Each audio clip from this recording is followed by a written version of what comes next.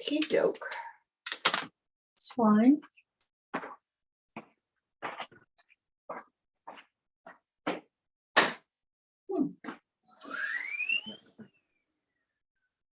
Members of council, I apologize for the slight technical delay.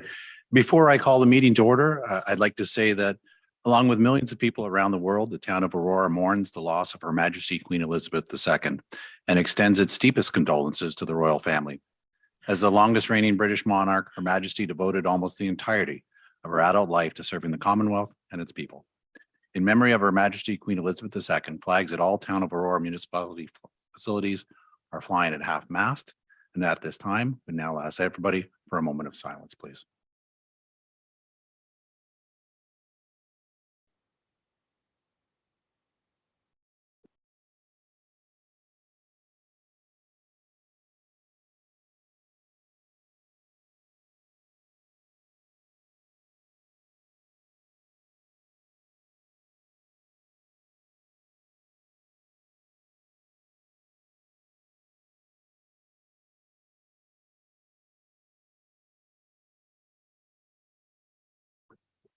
Thank you.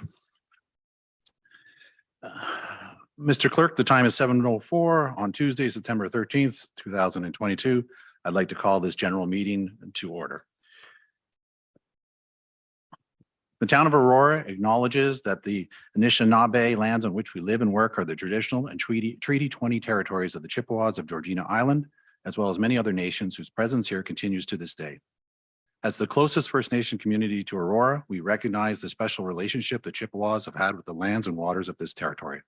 They are the water protectors and environmental stewards of these lands, and as a municipality, we join them in these responsibilities. We further acknowledge that Aurora is part of the treaty lands of the Mississaugas and Chippewas, recognized through Treaty Number 13, as well as the Williams Treaties of 1923. A shared understanding of the rich cultural heritage that has existed for centuries and how our collective past brought us to where we are today will help us walk together into a better future.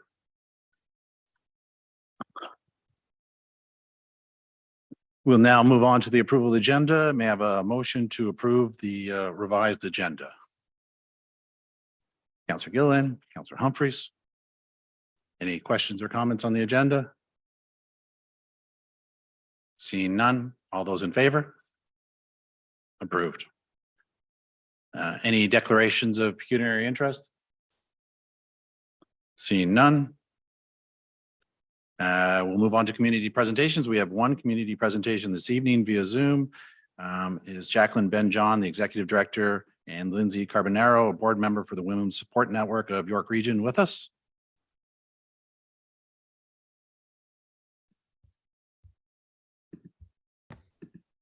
Welcome, Jackie and Lindsay. You have 5 minutes. Take it away.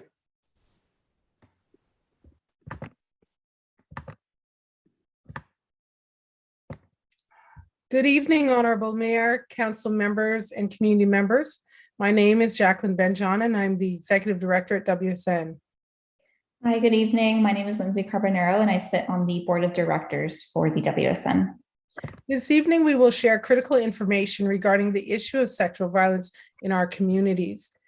In our ongoing effort to maintain a safe space, I will note that some of the information we share may be triggering or upsetting to individuals, so please feel free to step away and do what you need to foster a safer space for yourself during this presentation. The Women's Support Network of York Region, also referred to as WSN, was established in 1992 in Newmarket as a nonprofit registered charity. WSN is York Region's only sexual violence and rape crisis center. Our catchment area includes 9 municipalities, and our work has 3 portfolios: sexual violence, commercial sex trafficking, and prevention through public education. Sexual violence includes any violence that violates the sexual integrity of a person or targets their sexuality. This can include unwanted sexual touching, rape, online harassment, childhood sexual abuse, and even sex trafficking. Sex trafficking is a form of human trafficking that involves recruiting, moving, or holding victims for profit through sexual exploitation. You might be interested to know that in September 2019, Statistics Canada released stats that reveal that sexual assault in Ontario rose from 7,434 police reported incidents in 2016 and 8,782 in 2017 to 10,634 in 2018, a year-over-year increase of almost 19%. These statistics draw on police-reported crimes. The most recent Stats Canada report, which found that sexual assault rates in 2021 are at the highest rates since 1996. This also reflects a trend of an increase in reported assaults continues. But as we know at WSN, very few sexual violence survivors engage the criminal justice system. This means that the prevalence of sexual violence in Ontario is in fact higher. In 2020, the York Regional Police Service received 691 reports of sexual assault violations. This represents just a minority of the survivors that WSN works with annually. With the pandemic, WSN saw a 68% increase in calls to our 24/7 crisis line and to messages on the online chat service. This represents a total of 3,726 calls/chat support. We also saw a 39% increase of survivors accessing individual sexual violence trauma counseling for a total of 185 survivors. 82 survivors of human trafficking or at risk of human trafficking sought support through virtual groups, and 613 youth participated in helpful relationships workshops. WSN's waitlist for service is growing, and youth are the fastest growing demographic seeking support. Funding for sexual assault centers has not kept pace with the increase in demand for services pre and during the COVID-19 pandemic. Instead, Ontario sexual assault centers have seen cuts, nominal increases, and some small increases that were not continued. In 2018, the then Ontario government announced an approximately 30% increase to the sexual violence sector in Ontario. Despite this commitment under the current provincial government, the funding increase never became reality. In the 2021 budget, Ontario allocated some positive investments to address gender-based violence, but these funds were not directly allocated to existing sexual assault centers in Ontario. Other arms of government have recognized the need for better resourced sexual violence response. In December 2021, the town of Bracebridge. In June 2022, the region of Waterloo. In August 2022, the city of Kingston. And in September 2022, your colleagues in the town of Whitchurch-Stouffville each passed a resolution recognizing this need and asking the province to provide increased and sustainable funding for community-based sexual assault services. Will the town of Aurora do the same? WSN is requesting that the town endorse a resolution calling upon the province to provide increased and sustainable funding for community-based sexual assault centers like WSN. In your package is a draft resolution for your consideration. Increased resources means support for people experiencing sexual violence, less time waiting for counseling, and timely access to prevention education so that young people know their rights and remain safe from harm. Honorable Mayor, council members, and community members, thank you for sharing your time with us. If you wish to receive more information, you can visit the WSN's website at womensupportnetwork.ca. Thank you very much for your time. Thank you very much, Ms. Carbonaro. Mayor Maracus? Thank you, Mr. Chair. Lindsay, Dr. Jacqueline, thank you for coming. It's such an important issue to be discussing, and I agree with you. I think that we need to speak up and ask the province and stand with other municipalities and ask them to provide sustainable funding to make sure that that this can be dealt with, because sexual violence is absolutely unacceptable in all forms. But Mr. Chair, if you would allow me, and I'm not sure if it would be appropriate to do it at this time after everyone speaks, or if you want to do it under new business, I would like to do a motion to endorse the draft resolution, but I'll leave it in your hands of when we should do that. I think with council's indulgence, we'll deal with it now. Perhaps if I can get a mover and a seconder, that the community presentation from the Women's Support Network of York Region be received, and 2, that council endorse the draft resolution provided in the presentation, and that 3, that a copy of this resolution be sent to all York Region municipalities and the province of Ontario. Moved by Mayor Maracus, seconded by Councillor Gilliland. Any comments or questions to the presenters? Councillor Gilliland. Thank you. First of all, thank you for all you guys do, because honestly, without this kind of support system, there's so many people that would be left without help. And it's evident that we need to do more work. With the organization, I know there's some other organizations as well, and I've had good conversations with them about this increase. And so, yeah, absolutely happy to endorse this resolution that you provided. It's going to also recommend that something in new business, but I'm glad we're able to deal with this now. So thank you for coming today and delegating and bringing this forward. And this is a conversation I think we have to continue to have. This is not something we just file away and forget about. And we should continue on supporting everybody, understanding what these stats are. And especially with COVID and the pandemic, I'm assuming that, behind closed doors, it was probably a lot easier for people to be victimized. And, a lot of times people tend to not want to have these conversations and talk about it, to the point of Dr. Jacqueline there had said, some of these things, maybe it's a lot to think about, and maybe you need to step away, because some of these stories can be really tough and hard to actually understand and just, overcome and digest, but it's happening right in our backyard. And it's again, a conversation we have to keep having. So thank you very much for bringing this forward. Happy to endorse your resolution. Thank you. Thank you, Councillor Gilliland. Councillor Humphries. Thank you, through Mr. Chair, and I echo comments around the table. I want to thank you for coming and for your leadership and advocating for women and survivors of abuse and continuing abuse. And I hope that people feel, with some of the funding and hopefully this motion coming forward, that there'll be more funding, more communication available, more support. Because it is terrifying. I mean, you mentioned that with the COVID lockdowns, we've seen 70% increase. Is that just across of all sort of, from a provincial perspective, York Region? You wouldn't mind just confirming? Yeah, that's York Region specifically. And in your package, there's an infographic that looks at the increase across the province. And it's fairly consistent across the province. And unfortunately, in some regions, it's higher. Yeah, thank you, through Mr. Chair. Yeah, it's just distressing. It really is. And we need to continue to advocate and never stop, because if you don't and others don't, we just need that system to support you.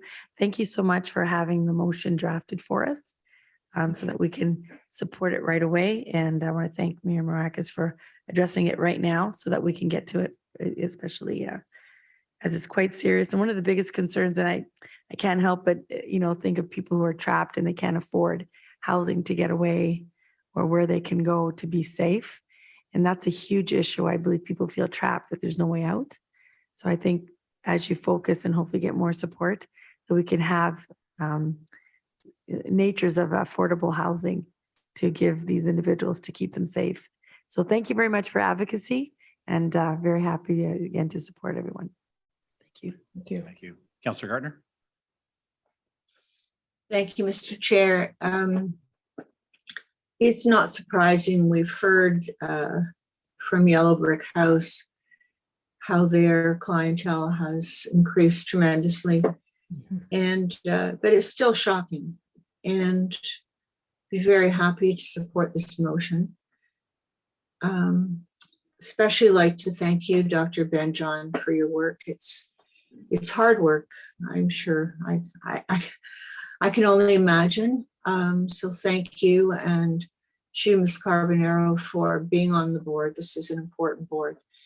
And perhaps when it comes to our next budget, we'll be able to find some money to donate to your cause. Thank you so much. Thank you, Councillor Gardner. Councillor Kim. Thank you, Mr. Chair, and thank you, Jacqueline and Lindsay, for presenting this evening. I know from working and speaking with a couple of friends who are in this area of helps, there's a lot of organizations in York Region that deals with this issue. And the question is, how do you go about partnering with other organizations so that you have some efficiencies and you have scale, so you could really make a dent into this problem?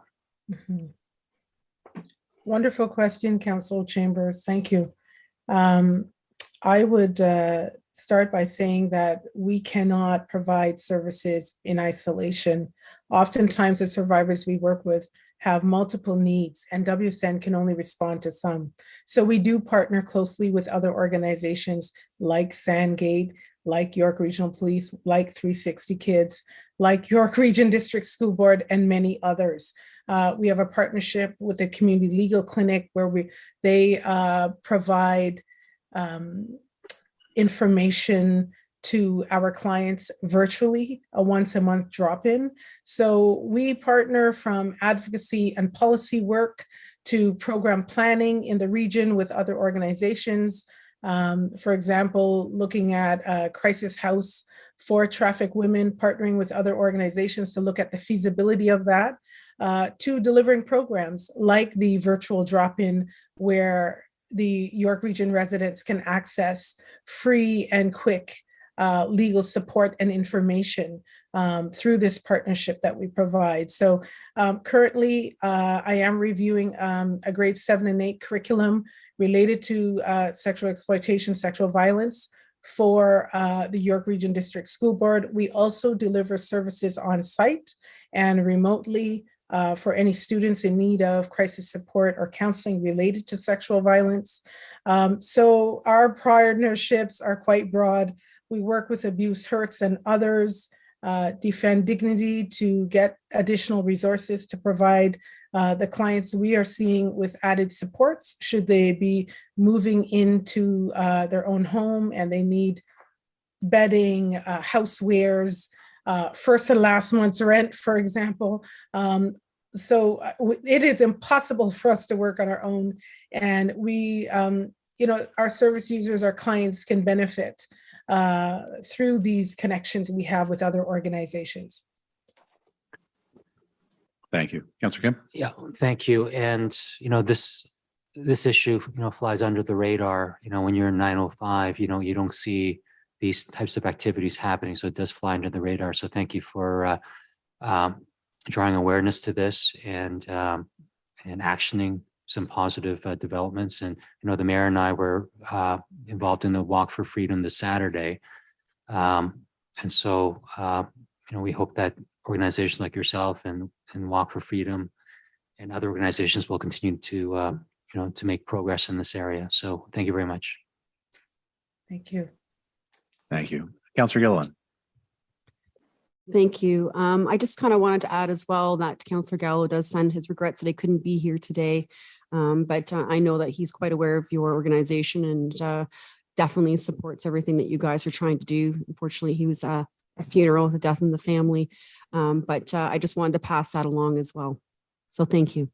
Many thanks. Thank you. Thank you, Dr. Ben-John and Ms. Carbonaro for both being here this evening. I certainly echo many of the comments of my colleagues and have great appreciation for the work and the support that you both do and everyone associated with the organization. With that, I will call a vote on the motion on the floor. All those in favor? Motion passes. Thank you very much. Thank you. Okay, thank you.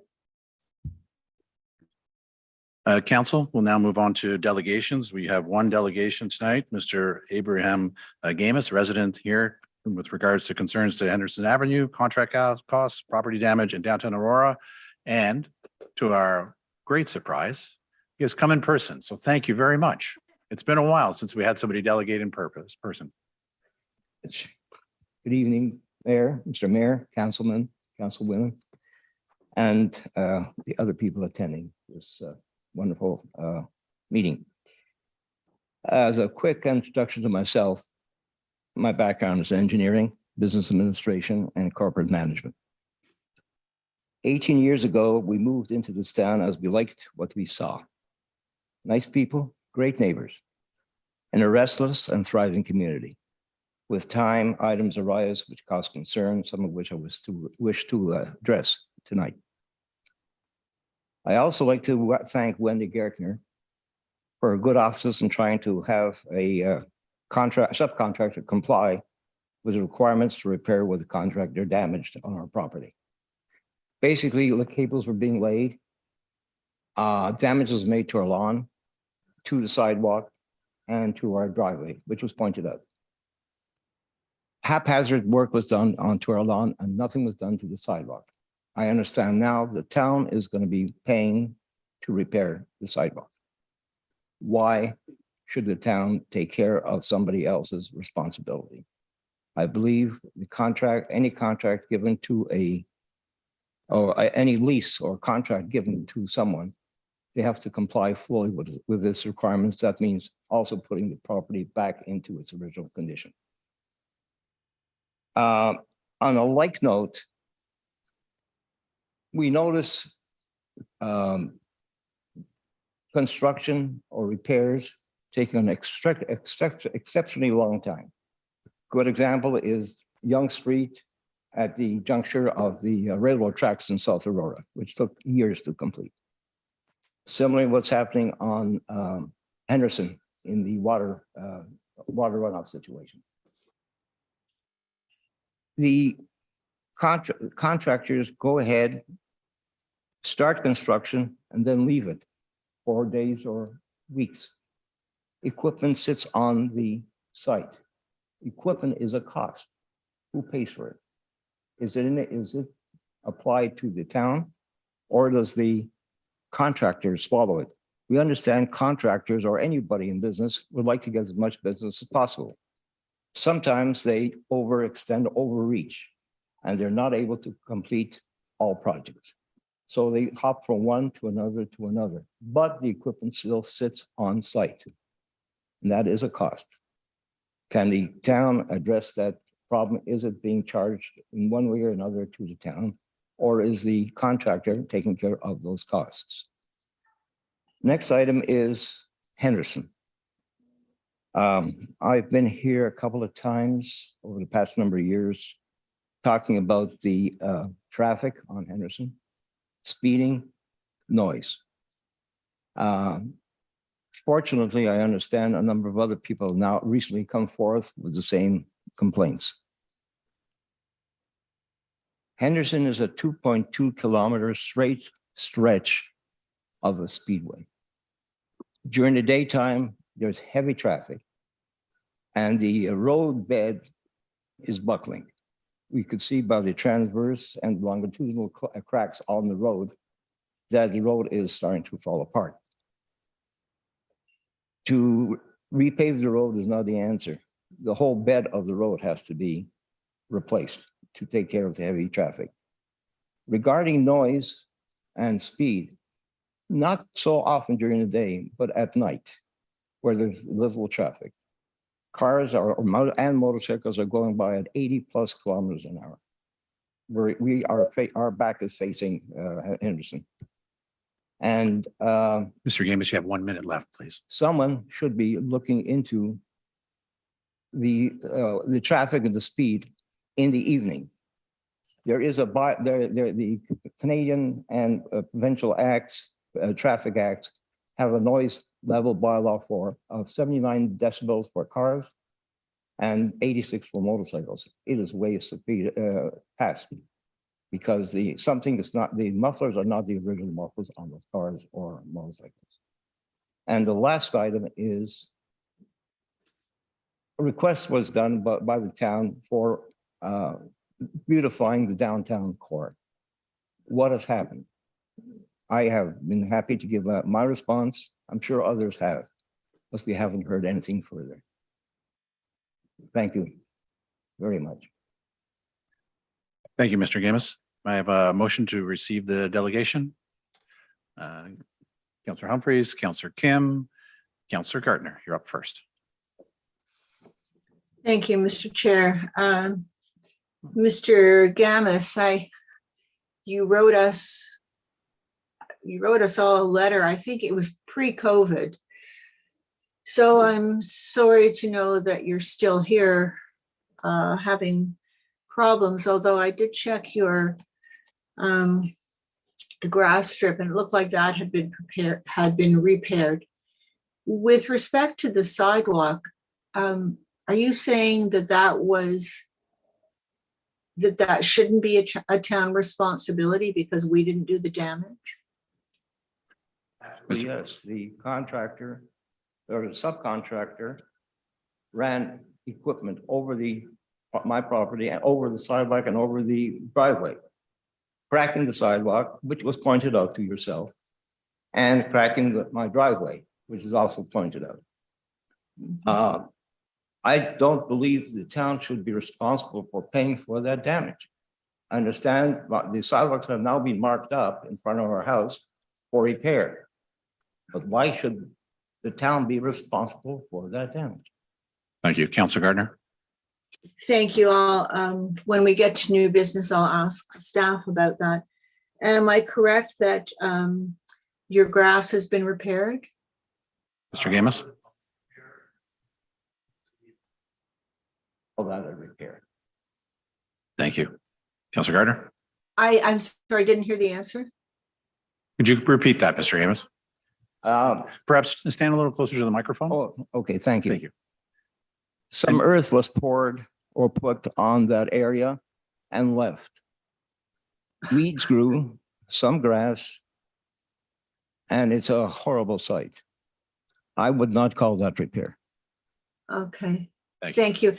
Mr. Gamas, can you get in touch with me? I tried to call you, but the phone number I had isn't working any longer. The phone has been, the phone number has remained the same, but I'll be happy to give you the number again. Thank you. Thank you. Councillor Humphreys. Thank you, Mr. Chair, and thank you very much for coming forward this evening and sharing those concerns. I think, was it a written letter that you sent us? Was it written? Okay, so my apologies because I did get that letter, but it was written and I'm so bad with emails and technology. I should have called or at least let you know, but I'm a little concerned about your lawn not being repaired and that's wrong. So we need to look into that. I'm sure Councillor Gartner is going to bring that forward. But you bring forward many very important points. With construction appearing to be sitting there, equipment is very expensive. Who's absorbing those costs? You know, from what I understand, and we can confirm with staff after this evening, and we'll be referring your questions to staff for some answers. But normally we get an estimate and we monitor, and if there's delays or areas where staff would say, I'm sorry, you delayed, it wasn't our fault, we'll usually hold the contractor to the original costs. But I agree with you. It seems like such a shame to have equipment sitting there for weeks and weeks. Doesn't make any sense. And it looks bad. I agree with you there. So that's something we'll definitely ask staff to dig into and just understand how that works. You know, how do we make sure we're staying on budget and not absorbing any of those wasteful situations? Concern not only to council or to the various department responsible for it, but also to the taxpayers who have to pay for it. Absolutely. That equipment is not cheap, No. and there is a cost for it sitting idle. Who absorbed it? Thank you, That Mr. should be Gamus. looked into. I think Councillor Gardner was going to bring it up under new business, and certainly we'll have staff weigh in and have a conversation about it for sure. Thank you. And through Mr. Chair, I just had two Yep. points. I agree. We've heard lots about Henderson speeding. There has to be some sort of review done, a major review, to understand how we can control that traffic, particularly in the evenings. We hear it too, and it's difficult to listen to that all night and wonder how do we control that? So some work needs to be done for sure. And again, I appreciate you bringing it forward. And I don't think it's wise. The solution is to alleviate that noise, is a noise absorbent wall on each side of Henderson. Expensive. but is it necessary, can something else be done to solve this problem? Because people are complaining. We're not the only ones. Absolutely. No, good suggestion. Thank you. And just my last point, and again, as Mr. Chair mentioned earlier, these will be going into the end of our meeting this evening, and Councillor Gardner will bring it forward for staff to follow through and get some answers. But the one I am particularly interested in is beautifying downtown core. That is certainly an objective of ours and of council and staff, along with, once Aurora Town Square is established and additional features of downtown, you'll see come to fruition. We have many initiatives, including community, I'm sorry, the term, community, it's like the businesses can apply for support if they're doing. The community improvement. Thank you. Community improvement plans. So there's a lot of work we need to do. The good news is we have a BIA that was established, although just before COVID. Now they're getting, a little more up and running. And I think with a lot more work with the BIA, town staff, council, we can really focus on getting downtown where we want it to be. So I think we're in for some excitement in the near future. Just taking a long time. But thank you again for coming forward this evening. I'm looking forward to hearing what will come out of your concerns, and we got to learn from them for sure. Thank you. Work with committee. I'll be very, very pleased. Absolutely. We'd love that. Thank you. Thank you, Thank you Councillor so Humphries. much. Mayor Maracus. Thank you, Mr. Chair, through you to the delegate. Mr. Gamis? Oh, just one more question, sir. Come Just on back. one more quickly. Thank you for bringing all this forward. And as I mentioned to you, I was talking to you earlier, would love to have you come in. Let's sit down. We can have our Director of Planning and Development Services, and we can have a discussion about all these issues and look at how we can find some resolutions to it. I do know that if a contractor does make any damage and the damage is their responsibility, they are held responsible for that, and they do end up having to take up the cost on that. But let's sit down. Let's have that conversation. I'll give you my number after. We can get you in. We'll sit down and we'll have that discussion even with our traffic engineer about Henderson and everything too. Okay. Perfect. Thank you, I'm Mayor looking forward to Maracus. it. Councillor Gardner, do you still have your hand up for another round, or? Yes, no? You're on mute, Councillor Gardner. We can't hear you, Councillor Gardner. Thank you. I did have my hand up, but I think the mayor has just covered it all. Okay. Seeing no further questions, all those in favor? Approved. Next, we'll move on to the consent agenda. Members of council, may I have a motion to receive items 7.1 to 7.3 inclusive for information? Councillor Gardner, seconded by Councillor Kim. Any comments or questions on those individual items? Councillor Gilliland. Scory, thank you. Thank you very much. Through you, Mr. Chair, to Mr. Romuno. Just a little bit of an update on 7.2 and the minor variance activity in stable neighborhoods. Was there any activity there that you would consider had a bit more of a, say, red flag, or is there anything out of the ordinary that we should be concerned about? I did notice that there was 7 properties that did come to the committee adjustment. They seem to be all approved by the committee adjustment. I just thought I should get a little insight from you. Mr. Romuno. Through you, Mr. Chair. No, I don't believe so. These were pretty typical applications. I mean, they're all minor site plan applications within the 3 different stable neighborhoods. We saw 7 applications over the past, I guess it's half a year. And, in my estimation, the variance and requests for relief from the zoning bylaw were relatively minor, and staff was able to support all of those, and the committee of adjustment approved all 7. Thank you, Mr. Romuno. Councillor Gilliland. Thank you. That's what I wanted to hear. Thank you. Councillor Gardner. Thank you. I wanted to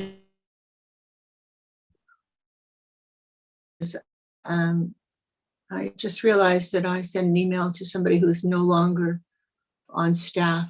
So, Mr. Minna, what would you suggest I do to get the variances? Sorry, Councillor Gardner, you broke up a little bit and froze. Can you repeat what you'd said? Yes, instead of me going through all of the Committee of Adjustment meetings, I would like to know what conditions were approved for all of these variances. So, Mr. Muno, what would you suggest I best do as I was trying to communicate with the staff who's no longer here? Perhaps Mr. Ramoto would like to chime in. Certainly, Mr. Chair. I mean, you can now send your request to me, Councillor Gardner. I mean, the conditions that are imposed are typically pretty standard conditions on these variances, subject to site plan, appropriate drawings, and entering into minor development agreements. But I can certainly share those notices of decisions, which include the conditions of approval. Thank you, Mr. Ramoto. Councillor Gardner? Thank you. Yeah, and if any member of the public wants to know, they could just send a message to planning@aurora.ca. Would that be the best bet? Yes, Mr. Ramoto? yes, that's correct. To our planning email. Thank you very much. Thank you. Any other questions with regards to the items on the consent agenda? Seeing none, all those in favor? That carries. Next up, we have the advisory committee meeting minutes. We just have the one item. Can I get a motion to receive 8.1 for information? Councillor Humphreys, Councillor Gilliland, any comments or questions with regards to that item? Seeing none. All those in favor? Carried. Thank you. We'll move on now to consideration of items requiring discussion. First on the agenda is the community benefits charge, and I believe we have a presentation to be provided by Gary Scanlon, Managing Partner, and Byron Tan, Senior Project Manager of Watson and Associates Economists. I will assume they're online since I don't see them in the room. Just give them a minute to get going.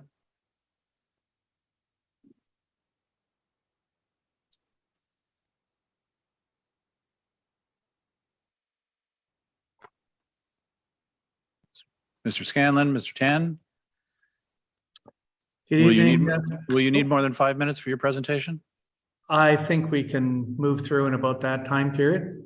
Perfect. If you need a little more time, let me know and I'll ask for council's indulgence. Okay, thank you. Right off the bat, council's pleasure to be with you this evening. I just want to note that technically I'm on vacation. I'm down in Mexico right now, but I thought it would be important for us to talk. So I apologize for not formally having a tie and jacket on this evening. So we'll quickly go through an overview of the work that we've done in conjunction with staff with respect to the community benefit charges. And these are the steps that we'll go through in my presentation. Next slide, please. The process sees us, we have been working with staff since earlier part of the year. We released the background study, or the strategy as it's referred to in the legislation, in early August, and we have connected with the development community with presentations, and now we're before you this evening. And we would seek to have you consider the bylaw a week from now on September 20th. Next slide. Community benefit charges have been around for quite a while. They've been under Section 37 of the Planning Act. And historically, you could impose these charges, or you'd really negotiate a contribution from developments that were either looking to exceed height restrictions or to exceed densities that were defined by the official plan. If you've heard the term bonus zoning provisions of the Planning Act, that's Section 37.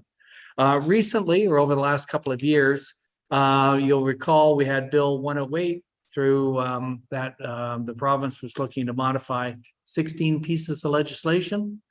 So the Planning Act was modified, and this was one of the areas of the act that was modified. So they've taken it now from being just on an exception basis to having these charges to now imposing it for any higher density developments that meet the criteria of being 5 stories or higher with a minimum of 10 residential units. So that's the new definition now for this community benefit charge to be imposed. And we have to go through a process, and I'll step through some of the calculations, but we have to do a forecast. We have to take a look at the higher density units, which would be eligible to make these payments. We have to estimate the amount of the market value of the land. And then in essence, what we do is to try and justify a charge, which is up to 4% of the market value of the land for these particular developments.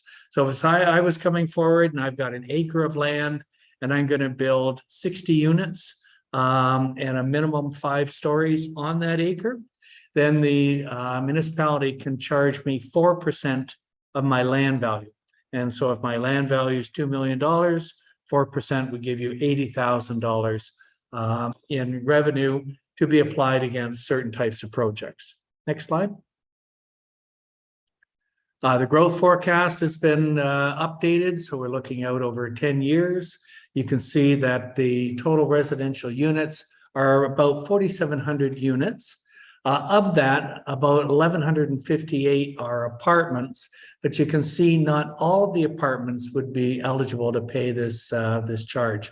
So 90% in essence are the units that would fall into this criteria of where we can impose 4% on the market value of the land. Next slide. We've gone through, if you've had an opportunity to look at the calculations, we did get some land value information from KPMG, who did a study. They've estimated the market value of the land a little over 4 million. So we've taken the units, we've looked at an average unit per acre, worked with planning, we've estimated the number of acres, and if you multiply it by that value, it's about $50 million of land value that we've included as part of the calculations in our report. Next slide. The types of works that we can include. So we must have a project listing similar to development charges, but what we can consider really is anything that's not a development charge service. So we can look at including municipal administration building expansions, if you were to do it. We can do museums, public art, heritage preservation, municipal parking, public realm improvements, any type of cultural services, etc. So with that, we've worked with staff to take a look at the 10-year capital plan and to identify a number of projects which potentially could be eligible for inclusion in this calculation. Next slide. As you can see, the works that we've identified are in the range of about $47 million.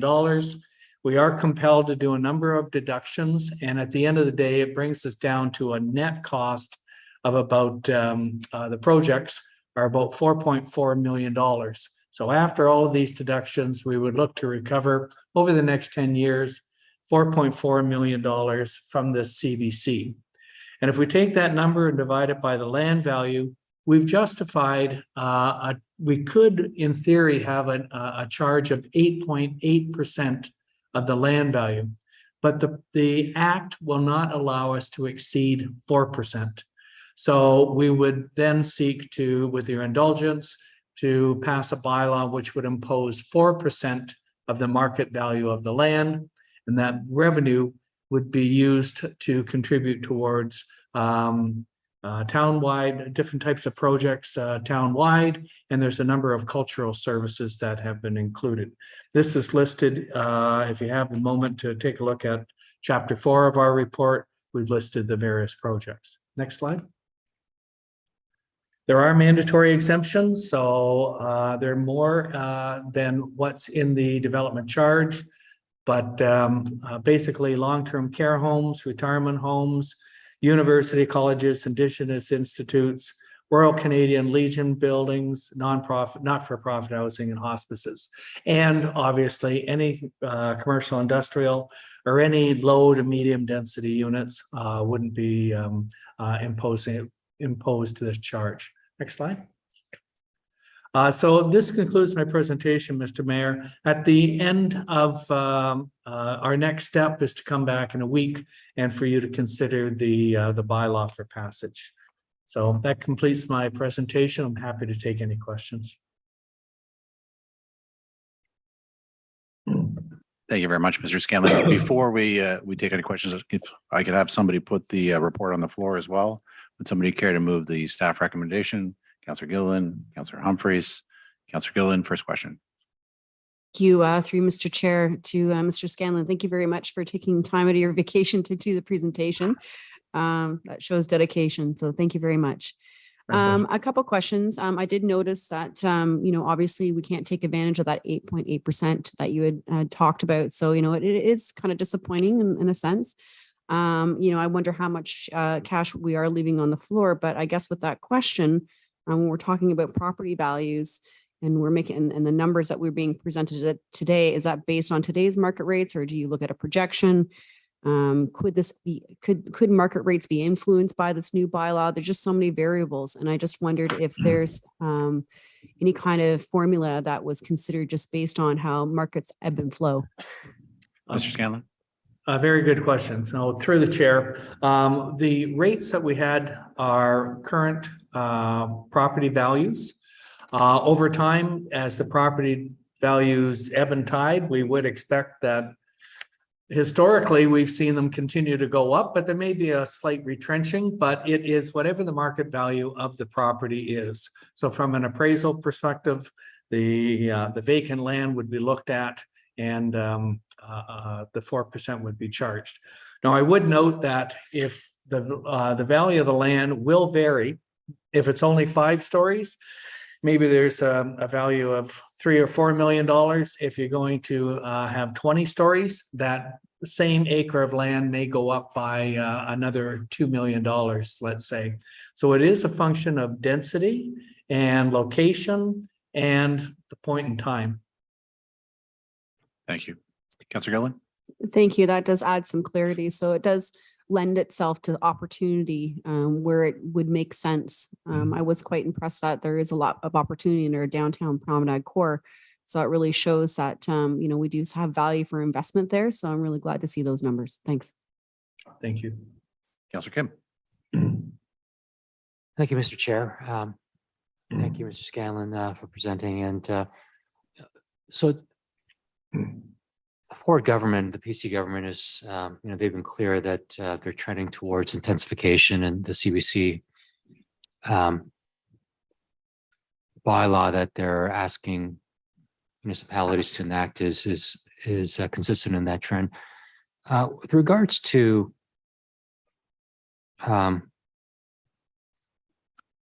potential builders, landowners appealing, the CBC bylaw seems pretty it's pretty clear, and then there's no wiggle room around that. And can you give us some examples of how, or the reasons why someone would appeal? What grounds would they have to appeal? Mr. Scanlon. Through the chair, they may appeal. Perhaps maybe they would like more exemptions. Maybe they would like some broader definitions on how the charge is applied. So far, those, and we're working obviously on behalf of a number of municipalities. So far, it's been more of the appeals have been targeted towards definitions on whether there should be certain types of adjustments to the land value to recognize certain conditions, etc. So really, that's where I've seen the appeals, is more on the definitions and how it's applied. Okay. Great, thank you very much. Thank you. Mr. Scanlon, I have one question. You did make note of the fact that you've gone through this exercise with a number of municipalities, and I have seen some of the work you've done for others. It looks pretty standardized when I look at some of the other municipalities in Ontario that you've done this for. Is there anything that comes to mind for yourself where there is some uniqueness with the various municipalities that we could look at? Well, I think individual municipalities are unique in how they develop. Currently, you would probably still have blocks of greenfield development, whereas other places will have intensification. So they'll be tearing down buildings and replacing them. those are the one, like, for example, a Mississauga or even in Richmond Hill. They'll be tearing down buildings and putting up new ones. And that's where the area of, I guess, concern to some extent is with the development community is how are we treating those redevelopment sites, and should there be any further deductions or adjustments to the land value? Thank you. Councillor Gardner. Thank you, Mr. Chair. I was late putting my hand up. I'm going to ask some questions. I'm not sure if it's you who would answer or if it would be our staff. So I'll just start and you can tell me. Why are we only looking at high density units? I'm looking at exemptions and it doesn't say anything about lower and medium density units being exempted. I think Mr. Scanlon. Oh, sorry, through the chair. The first two bullet points were basically saying, if you don't hit that criteria of 5 stories plus 10 units, then you're exempt from paying this charge. So all developments are exempt except if you hit the criteria. What about in the case of a condominium where you might have 5 stories or more than 5 stories? That would be, depending on the size of the condo, would be low or medium density housing. Mr. Scanlon. Once again, if it's 5 stories or higher and 10 units, it's eligible for the payment. Freehold or rental or condominium doesn't come into the equation per se. So in that case, it so in that case, it wouldn't matter if it was high density or not. It is high density. Anything that's 5 stories or higher with 10 units. Thank you. This has slightly been broached already, but as all the municipalities, can you hear me? Yes. Yes. As all the municipalities are going to be in the same boat, having lost the ability to have DCs cover some of the expenses, I'm guessing that all or most of the municipalities will be trying to do something like the CBC. And with respect to an appeal, sorry, I think you want to answer that. Mr. Scanlon. No, sorry, I was waiting for, I wasn't sure if she was finished. So, I think I'm right on that point about the municipalities wanting to try and replace some of the money they've lost through this new bill. So wouldn't the tribunal be prepared for this? They would know about the bill. Wouldn't they be prepared and have some parameters in place? Because I can't imagine that all of the developers will appeal something that so many municipalities would want to do. Mr. Scanlon, would you care to weigh in on the tribunal? Through the chair. I think when we see brand new legislation, there's the words that are there in the act, but going through with the board provides a deeper understanding of what the words really mean. So we would expect with new legislation that, we'll have appeals, and those appeals will help to clarify maybe some gaps in how the bylaw is applied, in definitions, etc. Right now, there are a number of municipalities' bylaws that have been appealed, but to date, not all. So it may be just one of those things where, it may be the development group that are located in the municipality that are either concerned or not concerned about the bylaw. Thank you. Thank you. I didn't see the definition for accessory unit. And I'm wondering what a 5-story accessory unit would look like, or building would look like. I'm not clear myself. Normally accessory units are normally, the accessory is a use that's accessory or ancillary to the primary use. Right. So generally you wouldn't get a 5-story minimum 10-unit building that the whole thing is accessory to some other building, but I could be wrong. And I think all it's saying is, the definition is, if you look at this building or this application and it hits that minimum size and the minimum number of units, then you are eligible to be charged the 4%. Thank you. That's the way Thank you. Even though it might contain an accessory restaurant or something like that.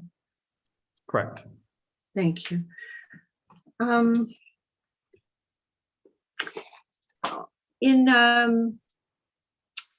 In section 6, it says that that the landowner could provide to municipalities facilities, services, or matters required because of the development or redevelopment. So I'm assuming that's in exchange for money. So if a developer, a landowner provides a facility, then who would be in charge of the construction of that facility and checking that how it's built and if it is built to our standards? Well, I think, Mr. Scanlon? sorry, through the chair, the municipality is always in control of whether they accept the opportunity or not. It's under the in-kind contributions. So perhaps they might want to dedicate some form of public art or statues, or on their lands contribute to the municipality, community gardens. It's in their right to obviously ask and to offer, but then at the end of the day, it's in the municipality's sphere of jurisdiction whether you accept it or not, or you just would like to have the cash payment. So there's always, you are in control of accepting or not accepting the offer. Thank Thank you, you. I found the word that they could contribute facilities. I found that a little interesting, and I'm trying to find the definition of facilities. To me, I'm looking at it as a bricks and mortar facility, but maybe it means something different. No, yeah, through the chair, you're correct. Place like Toronto with, in the downtown where all these high rises are going, they have accepted the donation of, let's say, X number of 2,000 square feet within the building for them to do public programming. So it could be, in that particular case, they get either an interest-free lease, or they say to the municipality, just pay for the hydro, and we will we'll build 2,000 square feet of public use square footage, and we will, in essence, dedicate the use to you, long-term lease. Okay, so they wouldn't be building something for the town. They could, if they could, yes. Okay, I'll ask Mr. Amuna. As long as it comes within that 4%. The last question I have is, there were a couple of comments that I guess was done at the public consultation about if a building is already in place, a 5-story building is already in place, that they shouldn't have to pay any CBC for it. I'm trying to find. Are you directing that to Mr. Scanlon or to Mr. I am. Thank you. Well, there were two comments, two suggestions that were given to the consultants, I guess at the consultation process. And there's no answer as to if we've incorporated them or not. And I couldn't actually find it in the report, although it may be here. And if I've lost you completely, I can't give you a reference to where it is in the report. So perhaps you remember. Perhaps you could or- follow up with Mr. Ramuno and an answer could be made for you. I'll do that. I'll find it. Thank you so much. Thank you. Any further questions? Seeing none, I'll just ask the clerk to put the motion up on the screen. There it is. So for everybody to see. All those in favor? Opposed? Motion carries. So, Thank you. sorry. Are we not asked? Can I not ask questions of Mr. Muno? Or Yeah, I thought you were Is it finished. just Sorry. for the presentation part? We put both on the floor, Councillor Gardner, both the presentation as well as the report on the floor. Mr. Chair, you knew I had some questions that the consultant couldn't seem to answer. I'm Would you sorry be that I willing? Would you wasn't- be willing to ask them next week at council? I'll ask them under new business. Okay, thank you very much. I don't, but I'm not pleased. Thank you. Okay. Item 9.2. The climate change adaptation plan. Once again, we have a presentation.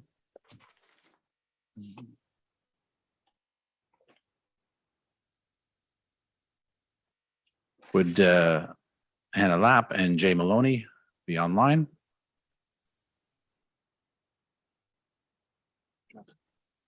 Perfect.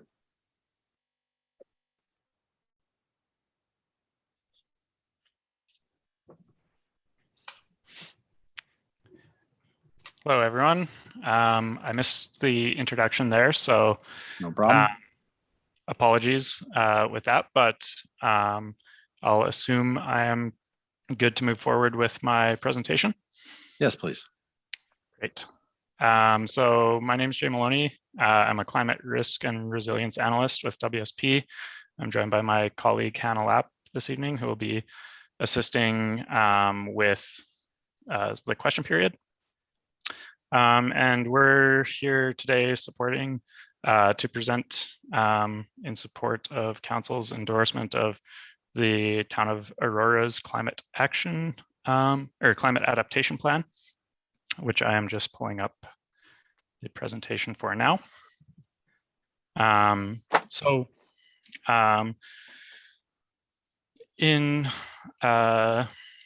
just let me get the presentation advancing here.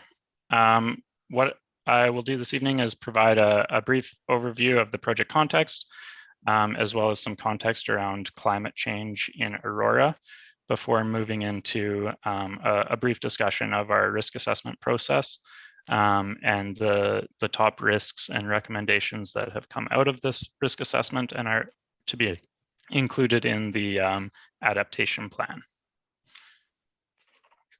So as I've mentioned, this climate change adaptation plan is based on a climate change risk and vulnerability assessment, which identifies interactions between changing climate conditions and municipally owned infrastructure. And through this process, we identify risks to the town's infrastructure and have developed a set of recommendations which form the basis for the adaptation plan and can be integrated in the town's asset management processes. The four categories of infrastructure that we looked at included parks and natural heritage, water and wastewater infrastructure, linear engineered assets, which includes roads and the stormwater management network, and then municipally owned facilities as well. And these categories are defined in the 2021 asset management plan. And so we've used that as a guide for the scope of our assessment. When we're talking about climate action, there's two sides to the equation, with mitigation being focusing on reducing greenhouse gas emissions, and adaptation, which is the focus of this plan, which deals with risks associated with climate change and how they will impact the town of Aurora's infrastructure. And where possible in the plan, we've identified this crossover area in the middle with actions that address both adaptation and mitigation. as part of our engagement process with the town, when we started this work last summer, we communicated with town staff and to get a better idea of the state of climate change and what's already being felt as impacts in the community. And we've identified issues around stream erosion that affect roads, increasing occurrence of heat waves affecting people and buildings, extreme weather events with strong winds damaging recreation and natural heritage facilities, increase and often coming with extreme precipitation that can contribute to roof leakage and flooding of parking lots, and also challenges with warmer winters making it difficult to maintain ice for recreation rinks. And then looking to the future, we've used publicly available climate data and projections as referenced in the top right-hand corner here to look at how conditions are expected to change over the next 30 years. And we've focused on the 30-year time horizon for our recommendations, as this is the period in which many of the town's assets will undergo renewal or upgrades and continuing maintenance. So some of the trends we're expecting to see are increasing average and extreme temperatures with more hot days above 30 degrees, increasing occurrence of extreme precipitation events, as well as more precipitation overall with more water in the atmosphere. So this will come in the form of sort of less gradual precipitation and more short duration intense storms, which is where we run into issues around potential flooding and erosion. And then besides that, these storms can come with a lot of more severe wind conditions, and with warmer winters, we're expecting challenges around adapting maintenance and with a higher concentration of freeze-thaw cycles, which can have an impact on infrastructure during the winter months. And so we've taken these climate projections and thought about how they will likely interact with those categories of infrastructure mentioned previously, and brought that into our risk assessment process. And we used the PIVC protocol, which is a standard risk assessment methodology developed by Engineers Canada to look at climate interactions with public infrastructure. And I won't say too much more about the process in favor of moving on to our results, but the comments here, comment boxes on the right-hand figure just indicate places in the process where we've gotten input from and engagement with town staff. So the core of any climate risk assessment is to consider the probability of climate change impacts occurring, and then the severity of these impacts should they occur. And these scores multiply together to give us an overall risk rating. And for this assessment, we've looked at risks that are rated 12 or higher, and these would be considered moderate and to high risks. And these are the focus of the recommendations that are included in the adaptation plan. So this table shows a brief summary of the risk assessment results. And as you can see from the bottom column, of 186 potential interactions, we identified 0 high risks, 60 medium risks, 97 low risks, and 29 opportunities. And when I say opportunities, these are interactions in which we expect the risk to decrease over time, meaning that there will be potential benefits or reduced costs from infrastructure maintenance. And now I'm going to move into a brief discussion of our sort of highest risk ratings and highlight some of our recommendations. I won't have time to cover all of the recommendations, so I've pulled out just a few key ones to focus on for each category.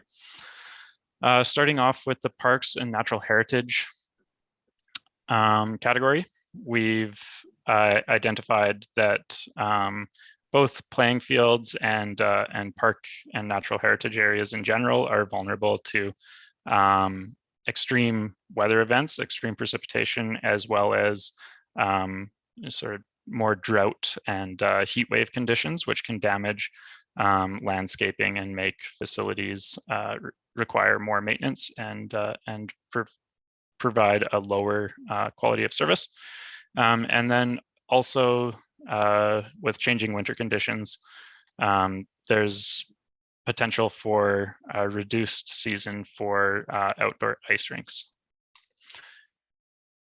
To address these risks, one of the main recommendations put forward in the plan is to increase the understanding around Aurora's natural capital assets, or green infrastructure, and building on work done in 2013 to understand the current value of natural assets in the community and incorporate this into asset management and climate action planning.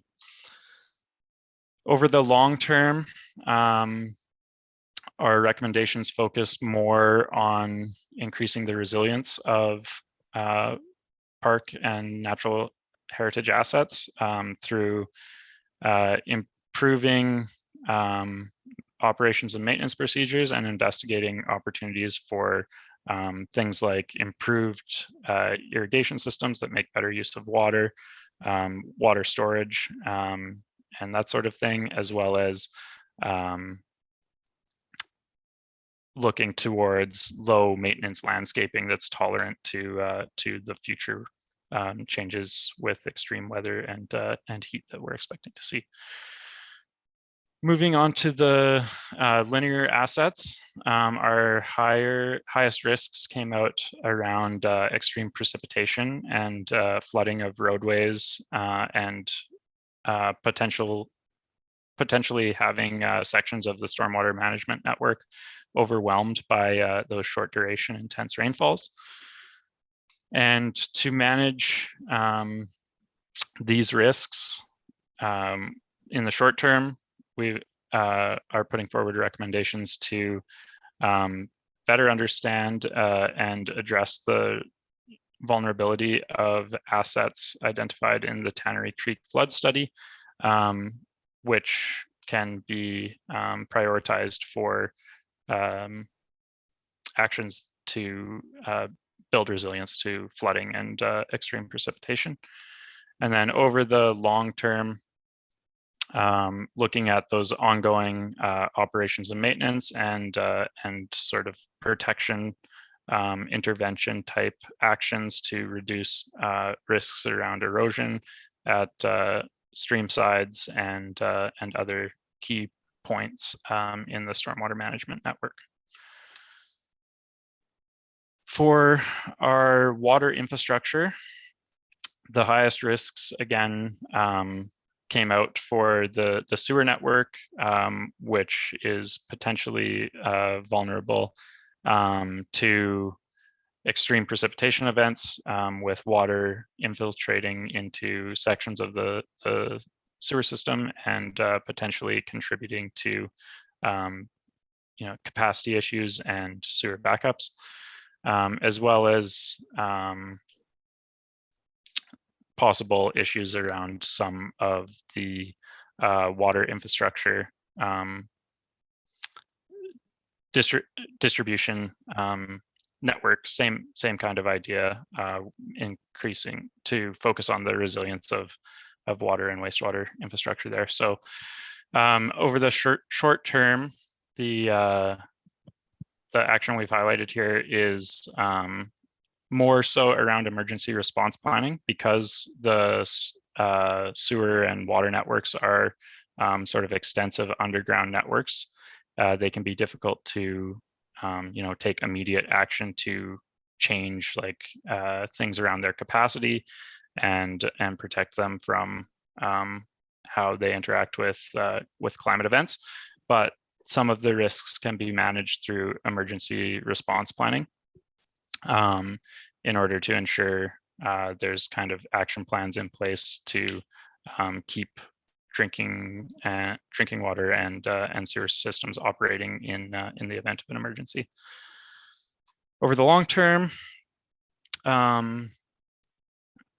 we can focus in on some of those more physical interventions and understanding the age, condition, and capacity of the storm and sanitary network in order to increase capacity over time through renewal in the asset management process.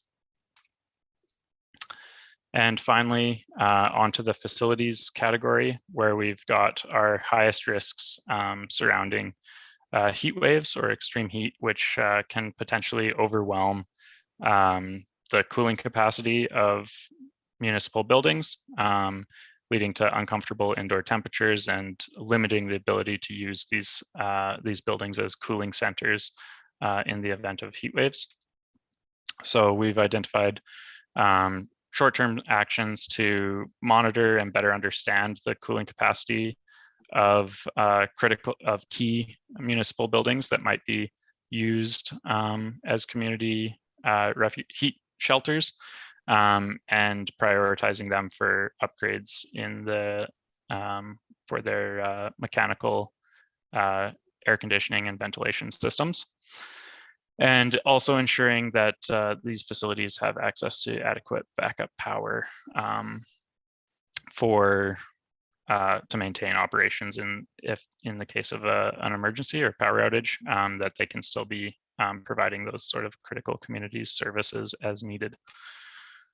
And then long-term recommendations focus mainly on ongoing maintenance and monitoring to manage those sort of incremental impacts of climate change that we see from extreme heat and extreme weather that can kind of degrade building materials over time, as well as keeping tabs on air quality and particularly in years with worse wildfire smoke. To conclude, we have identified no high risks to the town's infrastructure. So our recommendations focus on medium risks, and this list of recommended actions isn't exactly like a prescriptive list of things that need to be done immediately, but it can be used as a guide for the community to move forward with their climate action and asset management processes. And I want to just wrap up by saying thank you for the time to present today, and I hope that this presentation has helped support Council's endorsement of the Climate Action Plan. Thank you, Mr. Maloney. Appreciate it. Council, as we did with the previous one, we're going to put the presentation and the report on the floor. You can direct your questions to either the consultants or staff. Can I have a motion to receive both the report and the presentation, as well as the additional recommendations that are in our agenda this evening? Councillor Gilliland, seconded by Councillor Humphreys. Councillor Gilliland, you have questions? I do. Thank you very much to you, Mr. Chair. First, thank you so much for this report. I'm so excited that we're seeing this today. It's been a long time coming. I know it's a lot of work that you guys put into, and you did address it with the Environmental Advisory Committee 2 times. So I really appreciate you guys doing that extra step so we had a little more in-depth look. So I appreciate that. A couple questions I had. One of them was, how often would you recommend that we do a review of these risk assessments, especially as, climate does change and it can be unpredictable. Is there a recommended timeline that maybe we should be relooking at this assessment plan? Mr. Maloney or Ms. Lapp? Thanks for the question. Through the chair, I believe we do provide a recommendation in the report, and I'm hesitant to tell you what the timeline is off the top of my head. Typically, this is a good thing to revisit with updates because this is so focused on municipal infrastructure and asset management processes. This would be advisable to update in conjunction with those other processes as well. So when the asset management plans come up for review and those sorts of things, would be a good time to also reassess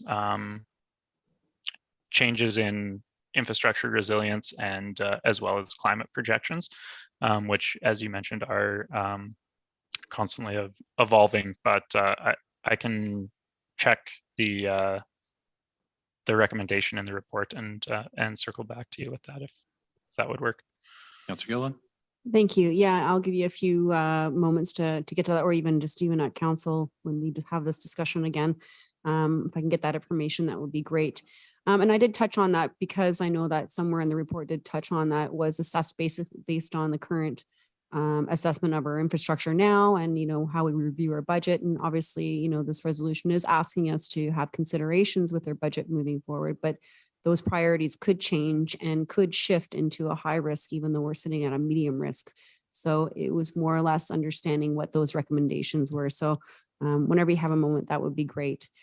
Just a quick comment. I love the 4 asset types. I think they're very fantastic. I think it makes it very clear and concise. I was going to ask if whether or not wind was included, just given the obviously strong storms that we've had. So that was under the severe bucket of identifying that.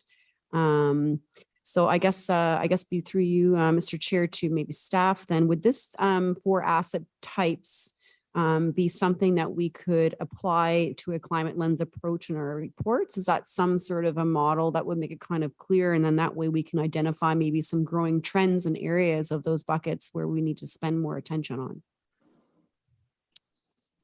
I think we'll direct that to Anka. Oh, great. Good evening through you, Mr. Chair.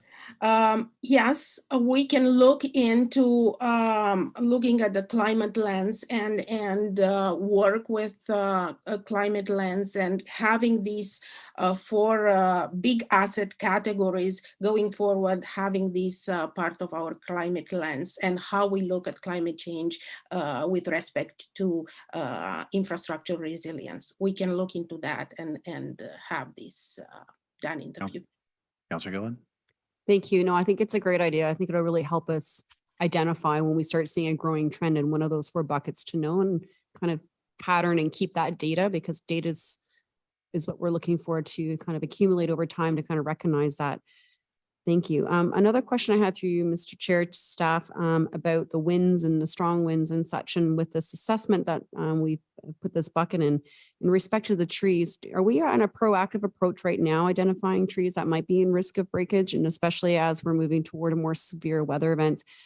Is it kind of go in line with maybe what we're recommending already, or is that an increased service that we would maybe have to look into? Anka.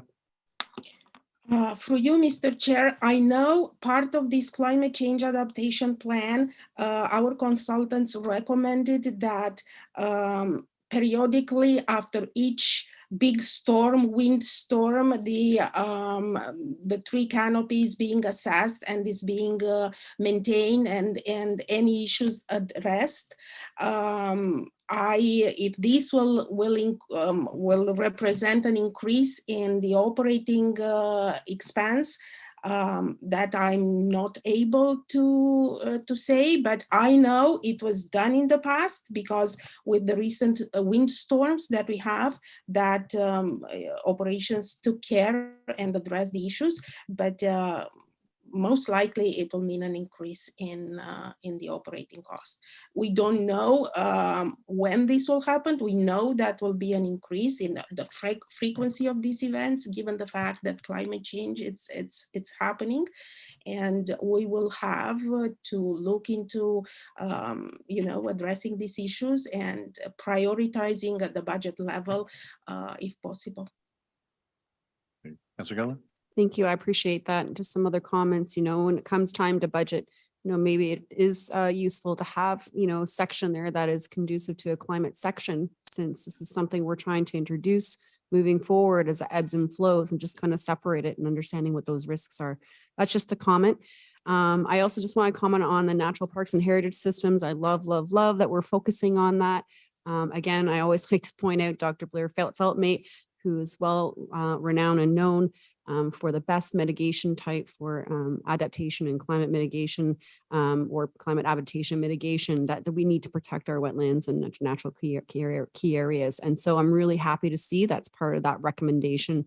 And I think it's extremely important that with that we're reviewing and identifying the stewardship process, because we need to be actionable with that in order to protect it. I guess through you, Mr. Chair, to staff, I mean, understanding that, there's going to be some costs associated with this. Are we going to continue taking advantage of some of that green municipal funding through the government? I know through recent meetings I've had with FCM and UN collaboration that they've been reaching out to municipalities across Canada, really pushing and trying to advance these opportunities and accessibilities to these funds. So in order for us to actually work on this plan and implement it, because we know it's going to cost some of an investment. Perhaps Mrs. Wainwright Rand Kessel should answer that one. Through you, Mr. Chair. So with all grant opportunities, we're always seeking out and looking for opportunities for grants. The green stream is obviously one of them. So we are exploring every opportunity we can, especially to implement some of these actions. Councilor Gilliland. Great, thank you very much. And just one last question that I kind of took my takeaway from the drinking water perspective, which I think is really important. And I don't know who or which staff member to kind of apply this to, and it's just more of a generalized question. Does the region have any input in kind of any kind of support with that? Just considering that if there are severe weather events, I mean, this could affect not just Aurora, but it could affect, surrounding municipalities. If something was to happen with the drinking water and such, is there regional support with that? Is there like a governing body that helps municipalities through a situation like that? I will look to Mr. Downey. Through you, Mr. Chair. So we go through an emergency exercise on a yearly basis with our staff and come up with different scenarios. That is primarily focused internally and how we deal with issues that would be unique to Aurora. We have not done a cross-regional municipal exercise. It's a good idea, but we just haven't done it in the past. So as you know, the region provides the water. We make sure that it gets delivered to the residents. And so our emergency response exercises are mostly related to making sure that we continue to deliver clean drinking water to the residents. So it's something I'm having a meeting actually with the region this week, so it might be an interesting thing to bring up with them. Thank you. Councilor Gilliland. Thank you. I really appreciate that. That's all. Thank you. Councilor Gardner. Thank you, Mr. Chair. With respect to L2, it's on page 25. It says review maintenance procedures to reduce storm and sanitary system blockages and improve levels of service. This is to Mr. Downey. Mr. Downey, how often do we check these things now? Because I was looking at one of the culverts on Brookdale, and it's backed up again. I know from Mr. Tree this is a problematic culvert, but it's we need to check this often because it is part of our flood control system. So how often do staff go around to the culverts and check these? Mr. Downey. Through you, Mr. Chair, the frequency, I believe we check them once a year, all of them, but I would have to check for sure what the period of time is. But we are out on a regular basis inspecting all stormwater ponds, providing reports, as is development engineering. and reporting back to us with recommendations on how we deal with remedies. As you know, we are also working with the Lake Simcoe Region Conservation Authority on a new stormwater management plan, which identifies new design methods as well as maintenance procedures for all our storm pond features. And yes, we are aware of that culvert, and we look on an ongoing basis, but it is somewhat problematic. It's a little bit lower than we would like. Councilor Gardner. Thank you. Could you have staff look at it again, please? Put it on your high problem list. Thank you. With respect, I'm not sure who would answer this. With respect to the pumping stations, they're obviously a high priority. Do they, if there was a power failure, what happens there? Do they have a backup battery? How does that work? Mr. Downey. Through you, Mr. Chair, all our pumping stations have backup generators. They run on diesel, and we make sure that they are always topped up, and we maintain them on a regular basis. Thank you. Councilor Gardner. Thank you. I guess a battery is not the appropriate thing at the moment. L3, this is for Ms. Mihail. Increase the resilience of assets identified as vulnerable in the Tannery Creek flood study and maintain the asset management system, et cetera, et cetera. The risk rating is 20. The priority on this is short, duration less than 1 year.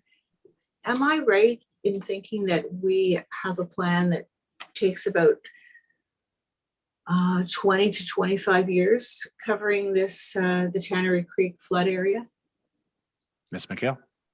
For you, Mr. Chair, yes, we do have a plan. How that takes, it's a long-term plan to look at all the storm infrastructure and stormwater management. However, regarding the Tannery Creek flood study, we do have a set of recommendations and we prioritize projects based on urgency.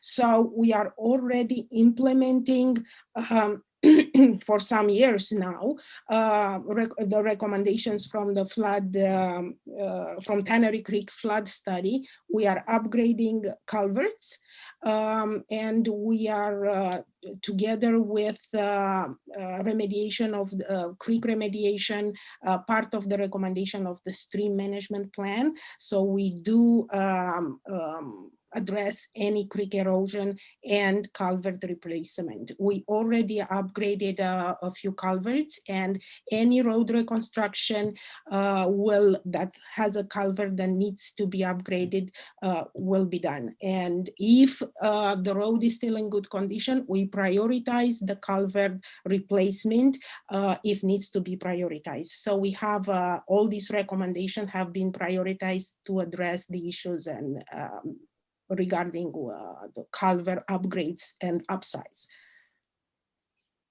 Thank you, Ms. Mihail. And I know you and your staff do an excellent job with this. My comment to council is that maybe we need to relook at the money we're putting into this and the duration of the project, because it's a high risk rating.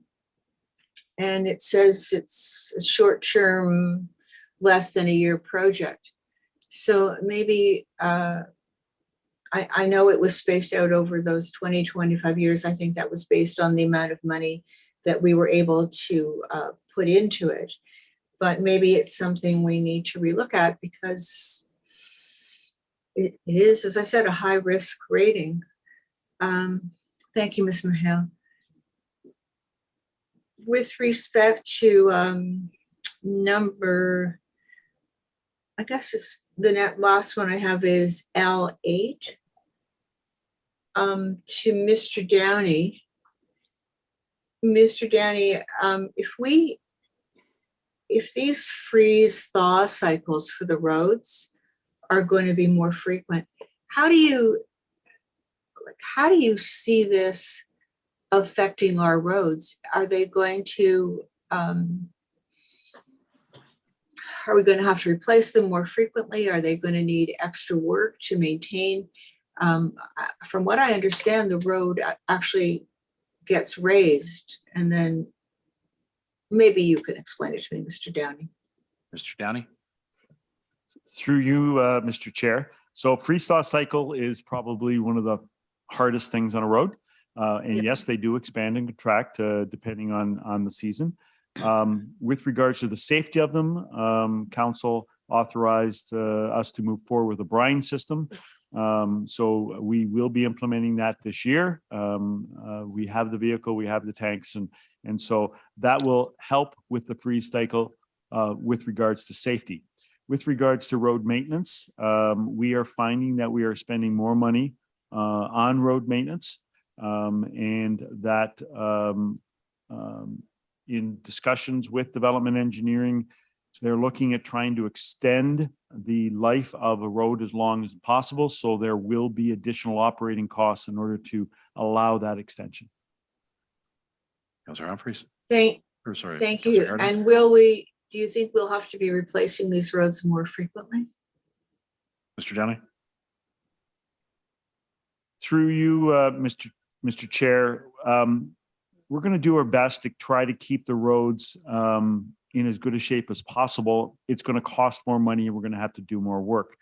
How often the roads are replaced is really up to as the pavement index and actually how much money we have within the reserve in order to address those particular needs. As you know, we have a 10-year capital asset plan, which identifies when roads need to be or should be replaced. And we are constantly reviewing that plan and modifying it to the road conditions and the money that is available to us in order to address those needs. Councillor Gardner? Thank you. Thank you, Mr. Downey. To Ms. Wainwright Van Kessel, in table 7, it's proposed actions. So the cost is $680,000 to $7,620,000. $620,000. I believe I'm right on that. So we don't have an estimate of what this is going to cost us. It sounds to me like it's going to cost us a lot more than $680,000, but is there a way we can get a more accurate estimate, or do we just have to wait and see how things go? And how are you going to budget this? Through you, Mr. Chair. So this table gives a range of what the cost could be. It depends on the timing and how we address each issue. As you know, we're also working on multiple stages of the asset management plan. We do have a couple more stages coming, including the one for defining measures for non-core assets, and then actually defining service levels for measures. And that's where we're going to really start getting into some of the meat of how this is going to cost, how much it's going to cost. And those measures will also need to factor in the implications of climate change as we move forward as part of our asset management plan. So this is tied into some of the work that needs to be done between now and July 1st, 2025, as under the Ontario regulation. Councillor Gardner? Thank you. To me, it's quite a scary thing that we might have to spend this much money to reduce our risk, and that we haven't planned on. Not that we perhaps could have, but that we just don't have it identified in our budget. Thank you. Thank you.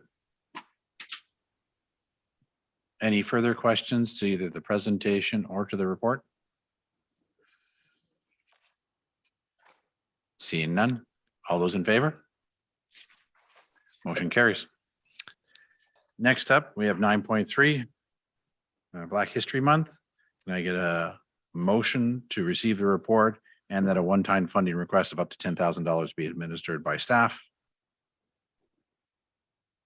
Mayor Maracus, seconded by Councillor Gilliland. Any comments or questions to the item? Councillor Gardner. Thank you.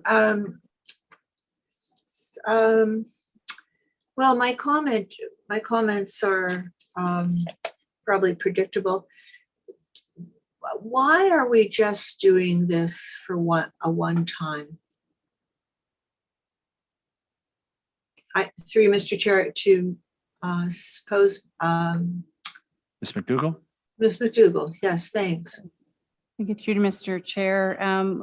At this point, it's simply because we are looking, as council might recall, we are bringing back a proposal for a revised culture and recreation grant program. Right now, that program exists, but it is very limiting on the ability for us to utilize it for culture and recreation requests from the community. Subsequently, we're proposing a revamp of that program, which will come forward in the 2023's budget. With this event taking place so quickly into 2023, we will not have that approval in time for us to action the use of funds, ideally, if it's approved for that February of 23. So this is a pre-request looking at the fact that we need to plan now for February of 2023. Spending may not be until February itself, but we have to be prepared to know what we have to work with as far as costs or funds. But ultimately, we are looking at where we can to mitigate that request. That's why it says up to 10,000, with the goal of utilizing existing budgets or in-kind services where we can to mitigate that cost. But this gives us some flexibility if a request comes in where we feel it is in good relationship for the town, partnership with the town and the local community organizations, and it would be appropriate for the town to support it, but yet it's not within the means of the budgets that I have available to me. And that is why it's requested now. Councilor Carter? Thank you. This one time, and thank you, that makes sense. Appreciate your answer. This one-time funding is coming from the tax rate stabilization reserve, which it just makes no sense to me. Is this the only place we could find this money, and where do you expect we'll find it in the future? Mrs. McDougall? Mrs. Wainwright Van Kessel then. Through you, Mr. Chair, this is the appropriate source because it is a tax-funded service that we are providing. So it needs to come from a tax-funded operating reserve, and that is the tax stabilization reserve. In future, once Ms. McDougall has her new program revamped, then it will redirect into that. Councilor Carter? Thank you, Ms. Wainwright Van Kessel. When we set up this fund, I thought it was going to be for, well, I never would have expected that this would have fallen under that. Thank you. Any other comments or questions to the item? Seeing none, all those in favor? Motion carried. Next up, we have the pending list, item 9.4. Can I get a motion to receive and the items marked completed be removed from the pending list? Councilor Gilliland, Councilor Kim, any comments or questions to this item? Seeing none, all those in favor? Carried. Next up, we have the 2022 year-end surplus deficit management bylaw report. Can I get a motion that the report be received and that the 2022 year-end surplus deficit management bylaw to manage the operating budget surplus or deficit through the use of reserves as detailed in this report be brought forward to a future council meeting for approval? Mayor Maracus, do I have a seconder? Councilor Kim, any comments or questions to this item? Councilor Gardner. To Ms. Wainwright, through you, Mr. Chair, to Ms. Wainwright Van Kessel. Is there anything different this year? This is basically the same as we receive every year. Is there anything different you'd like to point out? Mrs. Wainwright Van Kessel. Through you, Mr. Chair. So there is one small difference. We are making a change to how we are allocating the additional supplementary taxes that we receive to reserves. Normally they fall through the surplus and would fall through the reserves as they are presented for the rest of the surplus. But what we are recommending is because these funds do actually come from growth activity, that they be redirected to the growth and new reserve. So before the rest of the surplus is allocated. Thank you. Thank you very much. Thank you. Any other further questions or comments? Seeing none, all those in favor? Motion carried. 9.6, the additional contract value for emergent repairs to the water distribution and sewer system. Can I get a mover and seconder for the motion to receive the report, as well as that the contract value of $1,534,000 for a D'Onofrio Construction Limited for mainline sewer and water line repairs be increased by $300,000 for a total contract value of $1.834 million, excluding taxes? I need someone to move it. Councillor Gilliland, Councillor Kim seconding. Any comments or questions to this item? Councillor Gardner. Just make a comment. Thinking of how Councillor Gallo might have responded. It's very disappointing to see this increase. It's 20% of the budget. I'll just leave it at that for now.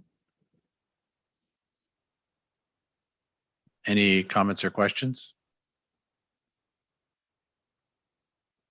I have one then perhaps to you, Mr. Downey, perhaps you can speak to the increase and why it was necessary. Certainly. So thank you, and to you, Mr. Chair. So this was originally a 3-year contract with 2 option years. We are in our final option year. Actually, this contract will end this year, and we'll be calling a new contract. This is for emergency water repairs, so we never are quite sure how much or what we're going to be doing or what we're going to be facing. And we're finding that we were tracking fairly well within our budget. However, we have had some fairly large repairs recently that have unfortunately taken this contract over budget. And as part of the procurement bylaw, we are required to report to council in order to increase that PO. Some of the items that have taken it over budget, as you know, there was a large water main break at John West Way and Wellington. And that was a significant break that took a long period of time in a very busy area to repair. We've had a number of water main breaks more than usual this year. In fact, we've had 2 this week, and one on Orchard Heights and one on Willis this morning. So we've faced some of those. We've also had some fairly major leaks on Scanlon that, as I say, we could not predict that these were going to come to fruition, but unfortunately they need to be addressed, and they are done on an emergency basis. So those are some of the projects that have taken us, unfortunately, to a situation where we've had to go over budget. Thank you, Mr. Downey. Councillor Kim. Thank you. To you, Mr. Chair, to Mr. Downey, the report talks about that the cost is going to is also attributed to additional or unforeseen work that may be required. You already stated that some or all of the money is going to go towards costs that were unforeseen. So we normally have contingencies to the contract. So how much of the 300,000 is already taken up by unforeseen incidences? So I just want to know how much of a safety net we have so that this contract doesn't even go increase further. Mr. Downey. So through you, Mr. Chair, this is emergency work. So this is not work that we've contracted out. So we get a call 4 o'clock in the morning, we have water spurting out of the road and we need to bring a crew in and get it repaired. So this is not work that we have scheduled for replacement or repair, but rather from an emergency perspective. With regards to contingency, there are no contingencies for this. What we do is we take some historical data, identify how much money we would historically spend on this type of work, and identify that to prospective contractor, and they bid on work that would normally come up. However, there is no expectation. I mean, ideally, we don't want to spend anything at all, but that's just not the case. We're not quite sure where we're going, what's going to arise with this new marketplace. We are concerned that with this contract in its final option year, and us having to put together a new contract, we may be facing some additional charges that we historically have not had. I had that discussion yesterday with the treasurer and the CAO. We're hoping that this will not have a negative impact on the budget going forward. Councilor Kim.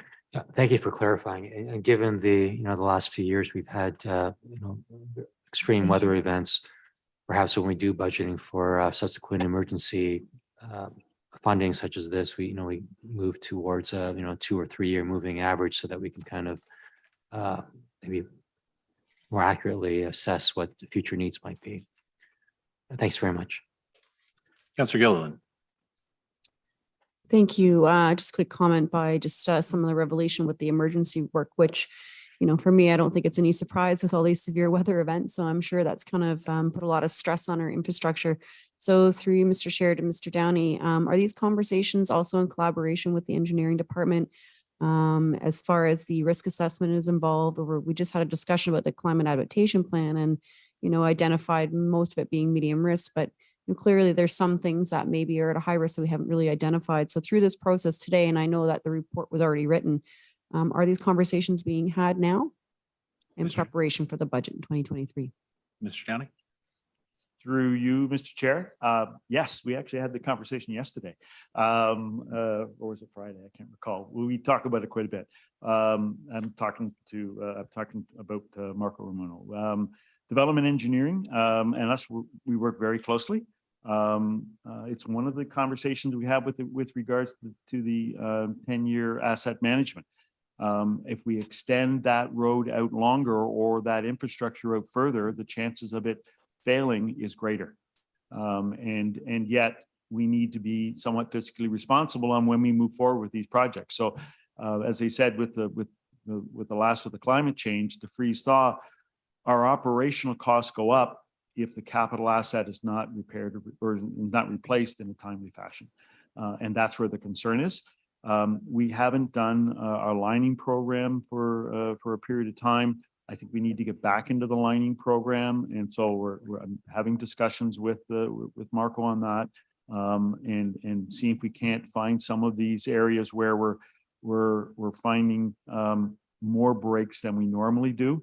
We had that discussion at Wiles Court when work from development engineering last year, and we went in and did an emergency repair on the water main within Wiles Court before they redid the road so that we weren't going to be digging up that road shortly after it just got a fresh coat of asphalt. So yes, we're having those conversations on an ongoing basis, but it's a very difficult thing to predict. And there are a number of different materials under the ground, depending on what year it was put in. And we never quite sure where they're going to fail.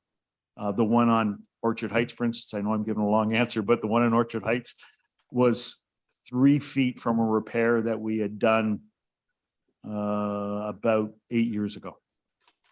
And it just happened to be there. Councilor Gilliland. Thank you. No, I really appreciate that. And I look forward to next week when we hear maybe more about how often we should be having these risk assessments and maybe specifically in this bucket is something to look at more frequently. Thanks. Thank you. Councilor Gardner for the second time. Thank you. Just for clarification, through you, Mr. Chair, to Mr. Downey. Mr. Downey, the Waterman break was on Willis, not on Wiles. Is that correct? This very recent one? I apologize. You're right. It was on Willis. If I said Wiles, I meant Willis. No, you said Willis. I just wanted to make sure. Thank you. Anything further, Councilor Carter? No, that's all. Thank you. Any other comments or questions? Seeing none, all those in favor? Motion carries. Council, it is 9 o'clock. Normally we take our health break. We have one item left as well as new business and public service announcements. Would you care to take the health break or would you care to continue on? Continue on.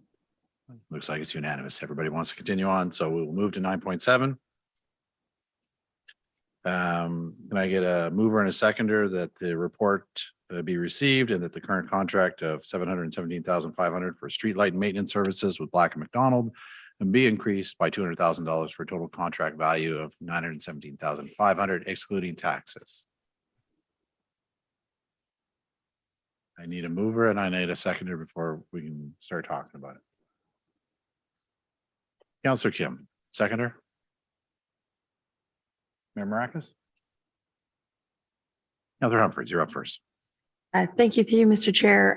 Just a quick question. In reading the report, we have to up this estimate about 200,000. Just a quick question through you, Mr. Chair, to whoever.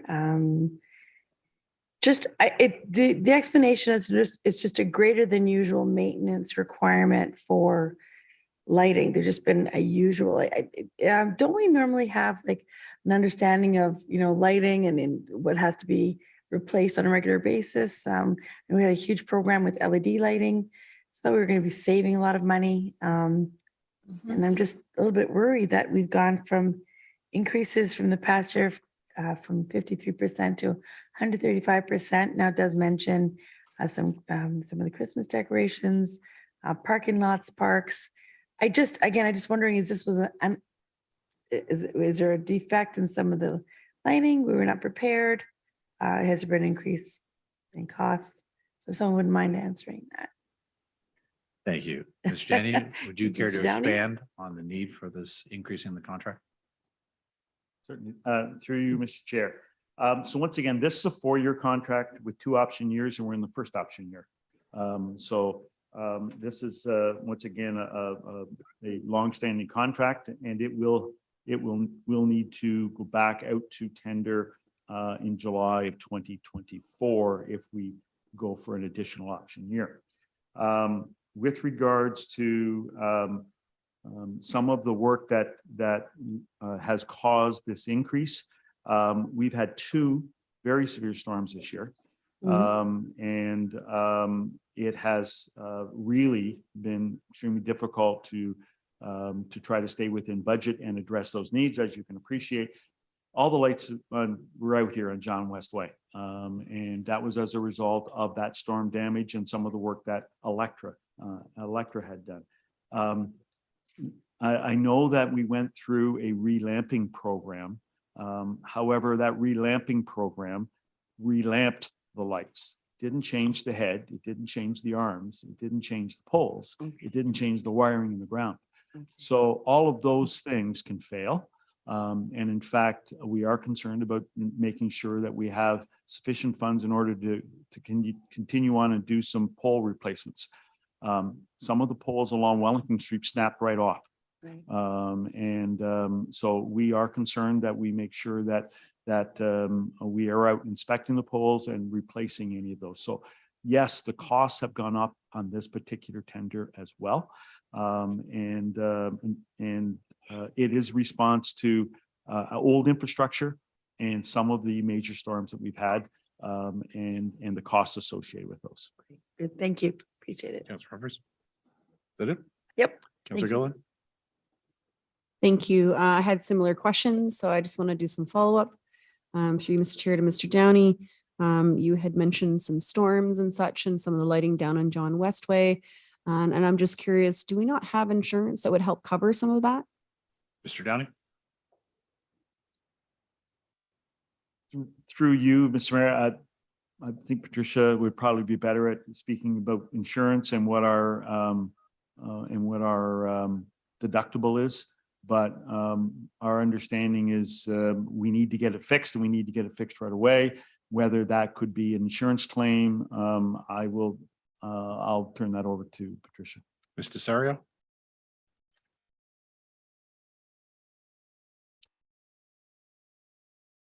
Through you, Mr. Chair. I'm sorry, I didn't fully hear the question. And with respect to the repair of the infrastructure, the lighting posts and so forth, could that not be an insurance claim? Because of the storm. It's because of the storm. Because of the storm. So we can, through you, Mr. Chair, we could put it through the insurance. However, it is likely that they would likely not cover it because a storm is an act of God and that is rarely covered under insurance policies. Councilor Gillen? Interesting. Thank you. I get that. I think all insurance policies are a little bit different, but just understanding what our insurance policy covers, I think it's worth asking the question since if we are going to be having more and more of these storms, and clearly we now start budgeting for it in a much different way. So maybe having a fulsome understanding of what our insurance policies are and what they cover would be important as well, I guess, through this time. I guess a follow-up question about the lighting. You said it was a 4-year term and we're in our first year. And help me just remember, I know that you had mentioned Christmas decorations in your report, and I know that we had got a whole bunch of new lighting for decor. And I recall there was quite a few issues with some of the lighting going out on that street. And I didn't know if that was part of that same timeline, if there was some discovery of infrastructure there that we didn't anticipate. I just recall some of the snowflakes being out, but I can't remember if it was last year and that's included in that whole plan. But was that also part of that offsetting of why maybe we're spending a little bit extra and it was unforeseen? Mr. Downey? Through you, Mr. Chair, exactly so. It's the aging infrastructure. So fortunately, when we had the new Christmas decorations, some of them weren't working, and that's because the infrastructure, the underground wiring had actually failed. We found that in several areas along Yonge Street. There was a section by the library that was out for a period of time, we tracked it down to inferior wiring or problems with the wiring within the ground. I believe development engineering now we looked at it and we said there's no point in continuing to try to fix this infrastructure. We should probably replace it. And I believe they're looking at all new infrastructure, lighting and wiring for streetlights on Yonge Street. And that would be great. We would then ensure that at least we have some brand new infrastructure to deal with. Mr. Gillen? Thank you. And so with that, as a follow-up through you, Mr. Chair and Mr. Downey, with the anticipation of this infrastructure upgrade, because I understand that, through probably the replacement of these Christmas decorations, this was discovered, if that's fair to say, that the infrastructure was old. And obviously some other snowflakes may fail as a result. So is this $200,000 also anticipating utilizing that cost to upgrade that? Is that going to be something that's additional? Now we're going to come back because we find there's another 5 or 6 of them that have gone out. Mr. Downey? Through you, Mr. Chair, this is not a contract for upgrades. That would have to be a capital. This is in response to an emergency situation. Okay. Much like the water or wastewater. So we only fix it when it's broke. This is not a contract to fix things so they don't break. Councilor Gillen? Thank you for the clarity. Thank you.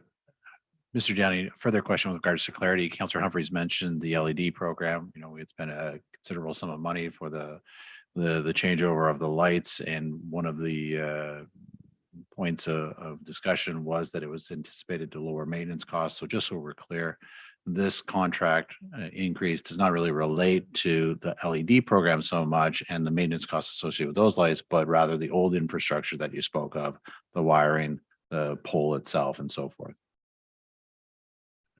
Through or to you, Mr. Chair, that's correct. So the LED program continues to be effective. It reduced our hydro rates. We aren't replacing as many lights, but it's the other infrastructure that's associated with that to get that light on that's causing us some concerns. Great, thank you. Any further comments or questions to this item? Seeing none, all those in favor? Motion carries. That ends the regular agenda. There are a number of notices of motions to be discussed for next week. We have no regional report this evening, but we do now have new business. And may I start with you, Councillor Gartner? Thank you. Well, there was quite, are we going to do public service announcements, or is that? Yes, anyway, we will. We will. Okay. So the first thing would be the delegation from Mr. Gamas. I'm not sure who would address this, but this has been going on with his property. Well, it was pre-COVID, I'd say about 3 years, when he wrote us the handwritten letter. So his question was about the sidewalk and why would we fix it if we didn't cause the damage. But also I would like to know about his property. It's not our responsibility either, but it's been heard in the process of doing work. So service work from a public utility. So what do we do about that? Thank you. Through to Mr. Downey, are you able to provide comments, or would it be Mr. Ramuno? Mr. Ramuno. Through you, Mr. Chair. I don't know about the specifics, but I mean, Mr. Gamas can certainly come in to see me and we can look into it and I can speak to staff. Again, I don't know about the specifics about sidewalk on his property, but I can speak to the Henderson project if that's another question. With respect to the Henderson project, as I learned fairly recently, there are no trucks allowed on Henderson. And also we are able to provide traffic calming measures. I thought that was said that we weren't, but our traffic analyst said that we are able to. So, and then I did ask you a question a while back about, because the property's back onto Henderson mostly, you know, how would the residents get a petition together? And it's pretty much the whole of Henderson that's problematic. So if you could just think about that and perhaps come up with some solutions, or I can't do another motion, but somehow try and figure out what we could do about Henderson, because I can tell you I live just off Henderson and the noise is terrible. And now with the new LCBO, there's going to be more truck traffic. And there are a lot of people who like to joyride on Henderson because it's a straightaway. So I'll just leave that comment with you, Mr. Ramuno. Mr. Ramuno's nodding his head. Yeah, okay, thank you. I think that's it, except I'm going to ask the questions about the our first item. I'm going to ask them next week, but there's one I want to ask you about because it may require a little bit of research. So through Mr. Chair to Mr. Ramuno, it's 6.2.5. So the landowner is able to provide to the municipalities in exchange, instead of money, facilities, services, or matters required because of the development or redevelopment. So my question is about facilities.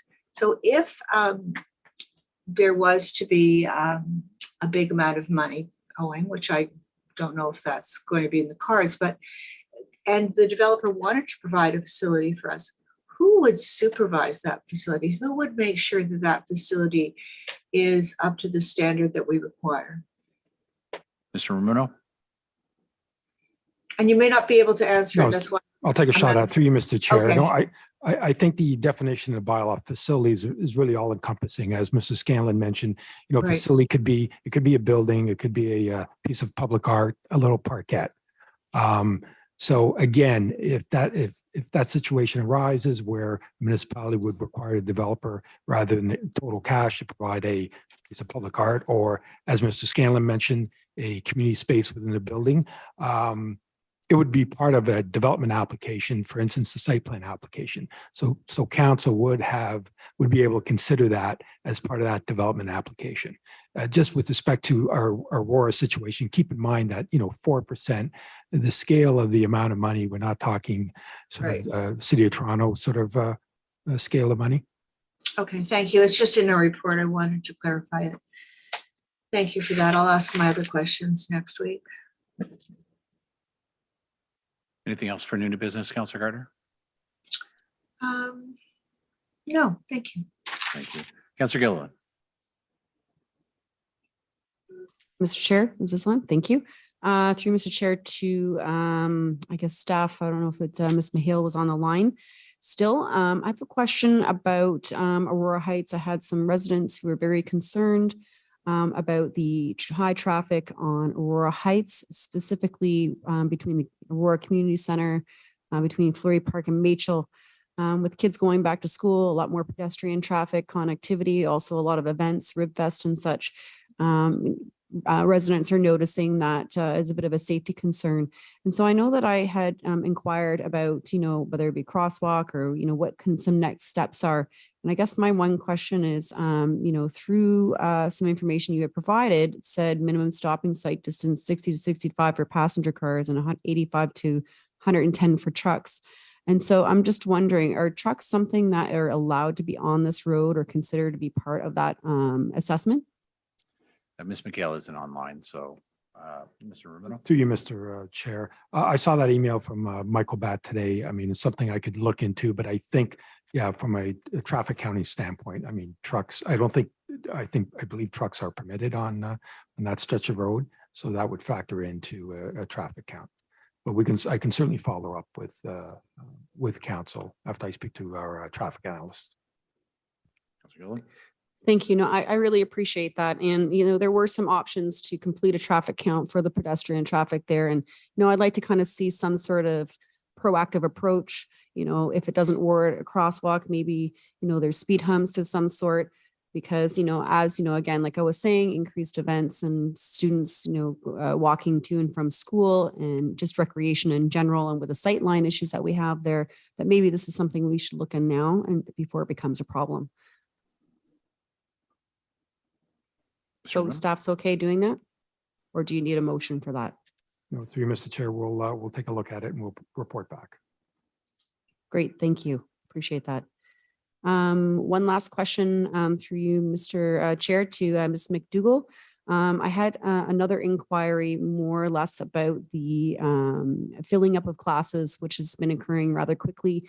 Some residents have felt that, within 5 minutes time, it's getting filled up right away. And it seems to be a consistent story amongst a lot of residents. As such, I passed along also the Engage Aurora link to the Parks and Master Recreation Plan as well. I did read some of your comments in the email about how you identified that this is an issue. However, can we ensure that these comments are also made forward to the Master Parks and Recreation Plan, that this is an identified need and lack thereof of the service? But as far as the shortage of staff, is there anything in particular that you could share with the public now and kind of moving forward and being able to increase that service just based on what you're saying about staffing? Is there any kind of comfort in knowing that we'll be able to at least elevate our services to maybe the levels that we might expect? Ms. McDougall. Certainly through Mr. Chair. The aquatics world is, in the industry itself, is facing challenges, not just Aurora with regards to aquatic staff. And we have observed that for a number of years, actually, even since my previous employment. So it's been an ongoing reality for us. As such, we are implementing different opportunities to try to mitigate. I think predominantly it comes down to the rate of pay for the level of training required for staff. So it's a very different world from the historic lifeguard instructor, where that was the cream of the crop kind of job for a youth. Now, for a similar rate of pay, they can work at a customer service or a convenience store for not much more. They would be working for us. So we are looking at, we're doing a wage review of our part-time staff, but in particular aquatics.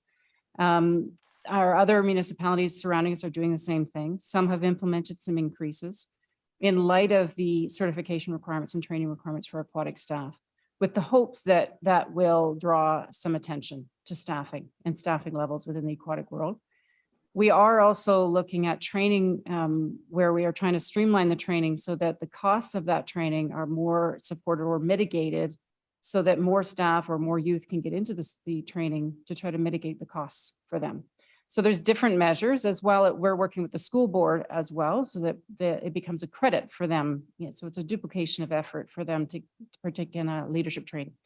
All that being said, with regards to the wait lists, and yes, with a maximum size of a class, for example, that might be only 8 people, that can fill up within 5 minutes. That doesn't take long. When it's a 6 p.m. prime time, preferred time slot, that can fill up quickly. And that's a very historic situation we have.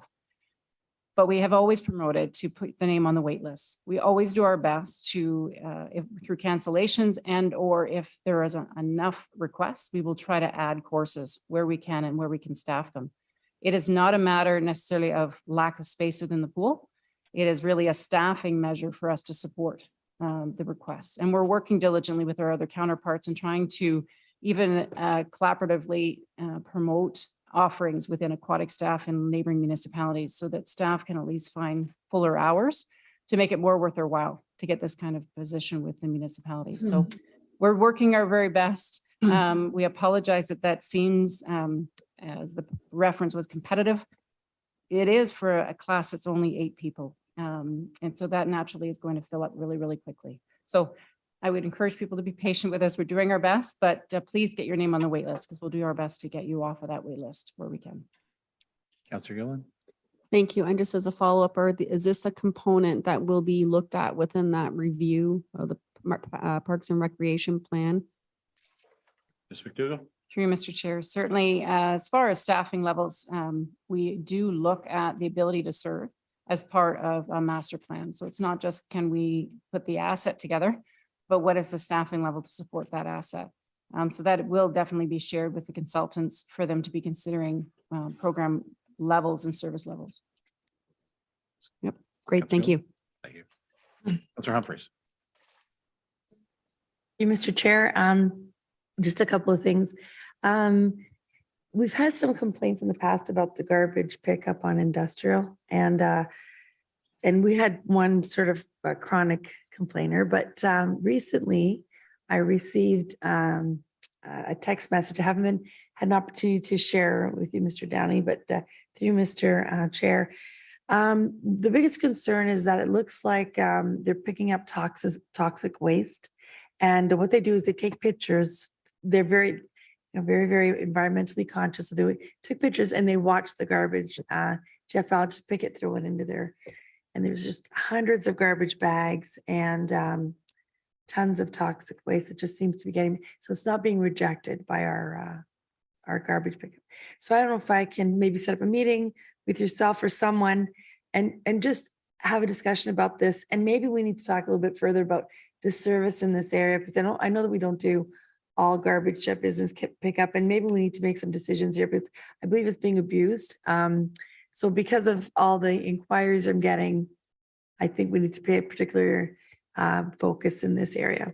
So it's really just a comment right now. I don't know, Mr. Chair, if Mr. Downey, you're aware or anyone aware of this situation, but I think it's something we need to focus on. So I don't know if you have any comments, Mr. Downey, but we can get together offline for sure.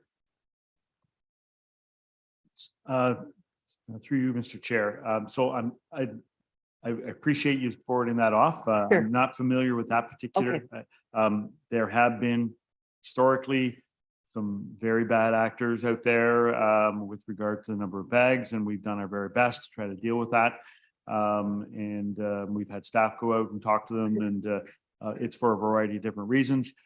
Tends to somewhat be at the end of the month when people are moving and they put more stuff out. So I am concerned about anything toxic or hazardous that shouldn't go into the vehicles. And should we have that discussion today with the region, because it creates problems when it gets to the facility. With regards to service provision to commercial properties, that is an ongoing discussion. I believe that it is something we're going to have to address in the next term. As you know, or may or may not know, we are going to be transitioning Blue Box in 2025 to the province, which would then mean, do we continue to pick that recycling and that waste up from those businesses, because the province will not be. And so there is going to be some ongoing discussions with council in the new term about service levels, what council would like to see, what type of service level council would like to see, and who should get that service level. Perfect, great. Thank you very much, Mr. Downey. I appreciate that. So we'll have a few discussions afterwards, but I really appreciate that update. That's great. Just a quick one, and I'm sorry if it's blindsiding Mr. Chair, again to Mr. Downey. Rotary Park, I know that we had some the erosion on the little creek there, and there was going to be a bridge, and I haven't seen any construction. I just wondered, there's some people, they really love it. I could see people trying to get under the fence and everything else, try to keep walking through there. Any idea when we might be starting construction there? Is it going to be delayed to next year? You, Mr. Chair. So through Mr. Chair and I'm counting. So forgive me, but it is somewhat frustrating. We have been working with our development, our engineer that we've engaged for that work. They've been working with the Conservation Authority. It's difficult to try to get that moving forward as much as we try. I will, I believe you brought this up once before. I responded back that they had changed the time frame, but I cannot tell you where we are right now. That's okay. And I'll ask staff when I get back, and I'll once again respond to you with the time frame. Great. Thank you. Thank you so much. It's been Mr. going on Downey. too long. I won't argue that. Yeah, no worries. It happens, but I look forward to hopefully some traction maybe next spring if it can't be done. I just see a lot of people trying to get through there. Two small, and I'll just state it through Mr. Chair. There have been some serious concerns at Butternut and Young for a light there. So there was some emails sent, and I think the region's looking into that. I know Mr. Mayor is aware of this. What I understand is that they're going to be doing another review.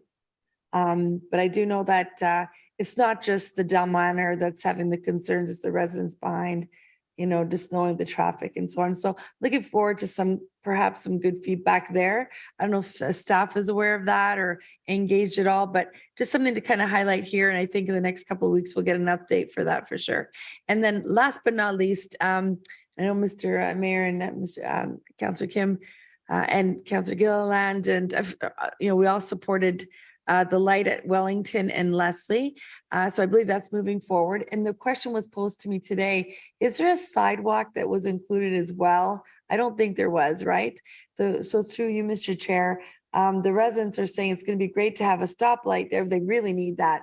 But then to have a stop, across going nowhere, I think we're gonna have to look at sidewalk going from that street, forget the name now, over going east on towards Leslie on Wellington. So is that going to need a motion through Mr. Chair?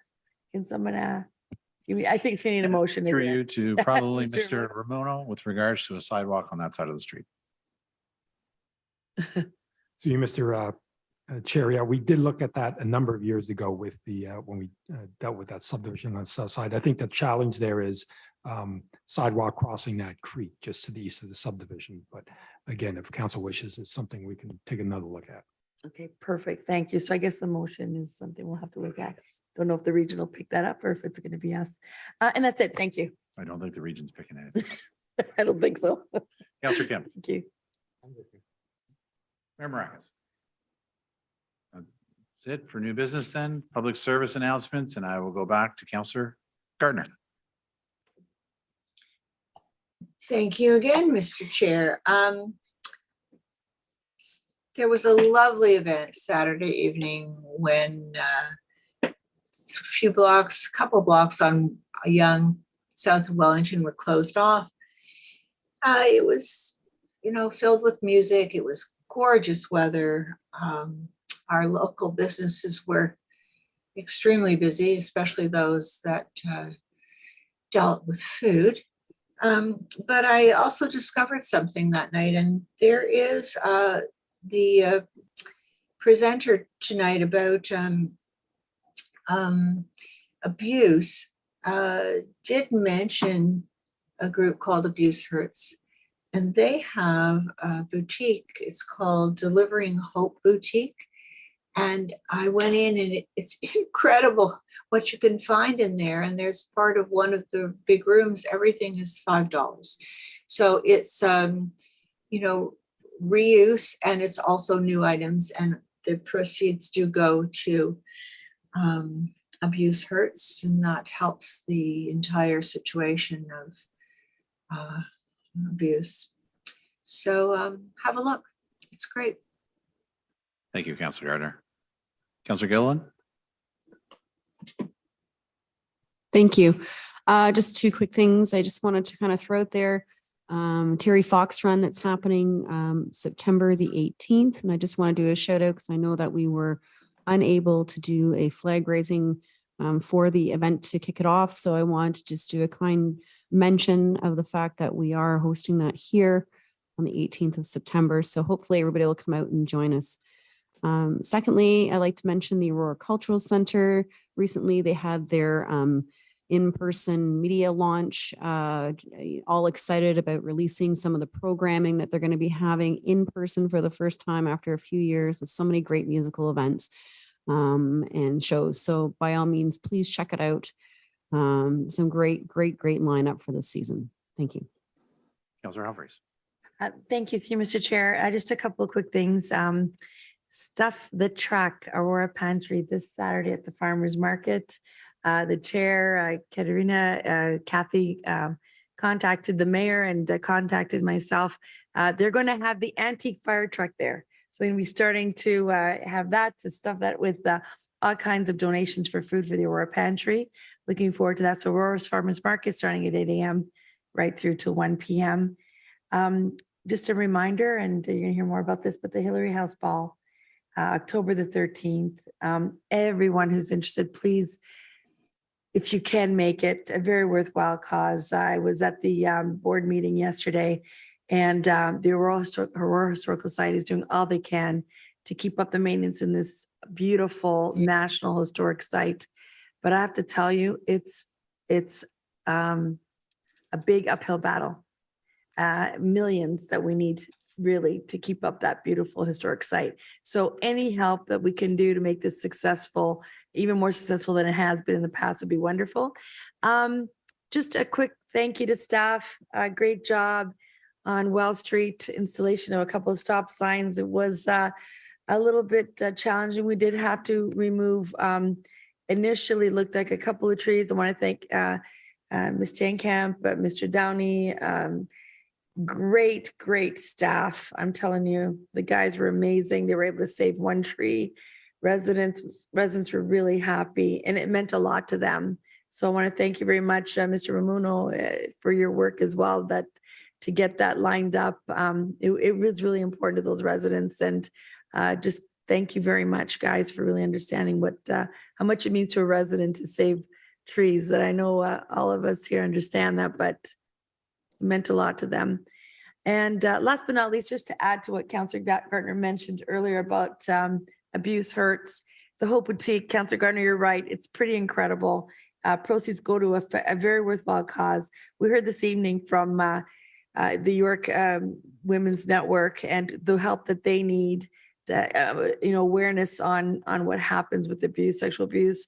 And this is absolutely contributes to that same type of worthwhile cause. And it was great. There was a room with $5 and the items were incredible. And during regular times, it's $10 for gorgeous items. So you won't be disappointed if you go in shopping. Thanks. Thank you. Councillor Kim? Mayor Maracus. Hey, Mr. Chair, I just got a couple. On September 24th is the Aurora's Multicultural Festival at the Aurora Town Park. You'll be able to explore and learn about the vibrant and multicultural community in Aurora, and you'll need to get ready for dazzling performance shows, food demos, community zones, and fun activities for the whole family. And for more information, everyone can visit aurora.ca/multicultural festival. Also, the town is preparing a 5-year update to the Parks and Recreation Master Plan. And over the coming months, there will be a number of opportunities for everyone to take part of the conversation and make sure that their voice is heard. starting with completing the online community survey, which is open until September 25th. And for that, if you go to engageaurora.ca/parks and rec. Also, Aurora's upcoming municipal election takes place on October 24th, 2022. Check if you're registered to vote in the municipal and school board elections, or register today by visiting aurora.ca/voters. And as everyone is aware, the town of Aurora will be switching to a ward system in 2022. So in the 2022 municipal election, residents will be voting for a mayor and one ward councillor. And to find out which ward you live in, enter your street address into the interactive map at aurora.ca/wards. And last, Mr. Chair, I just want to bring up, we were all over at the official opening of the Hallmark Lands, 2 brand new baseball diamonds. What an incredible facility. Even though I was for 1-1, I will once again say I appreciate the fact that we have 2 baseball diamonds. I will reiterate what I said at the opening. It was the right thing to do, and I'm glad that we have them. And I thank everyone for all the work that they did in bringing it to the incredible facility that it is. So thank you, everyone. And I say to everyone, if you get an opportunity, go out and check out the diamonds, and if not, go out and watch some of our organizations, whether it's the Aurora Diggers or the AKBA, and watch some of their games. We have amazing young youth, talented, both male and female. Go out and watch them. Thank you very much, Mayor Maracus. Seeing nothing further, we have no closed session items, so may I have a motion to adjourn tonight's meeting? Councillor Gilliland, Mayor Maracus, all in favor? Carried. Thanks, everyone. Have a great night.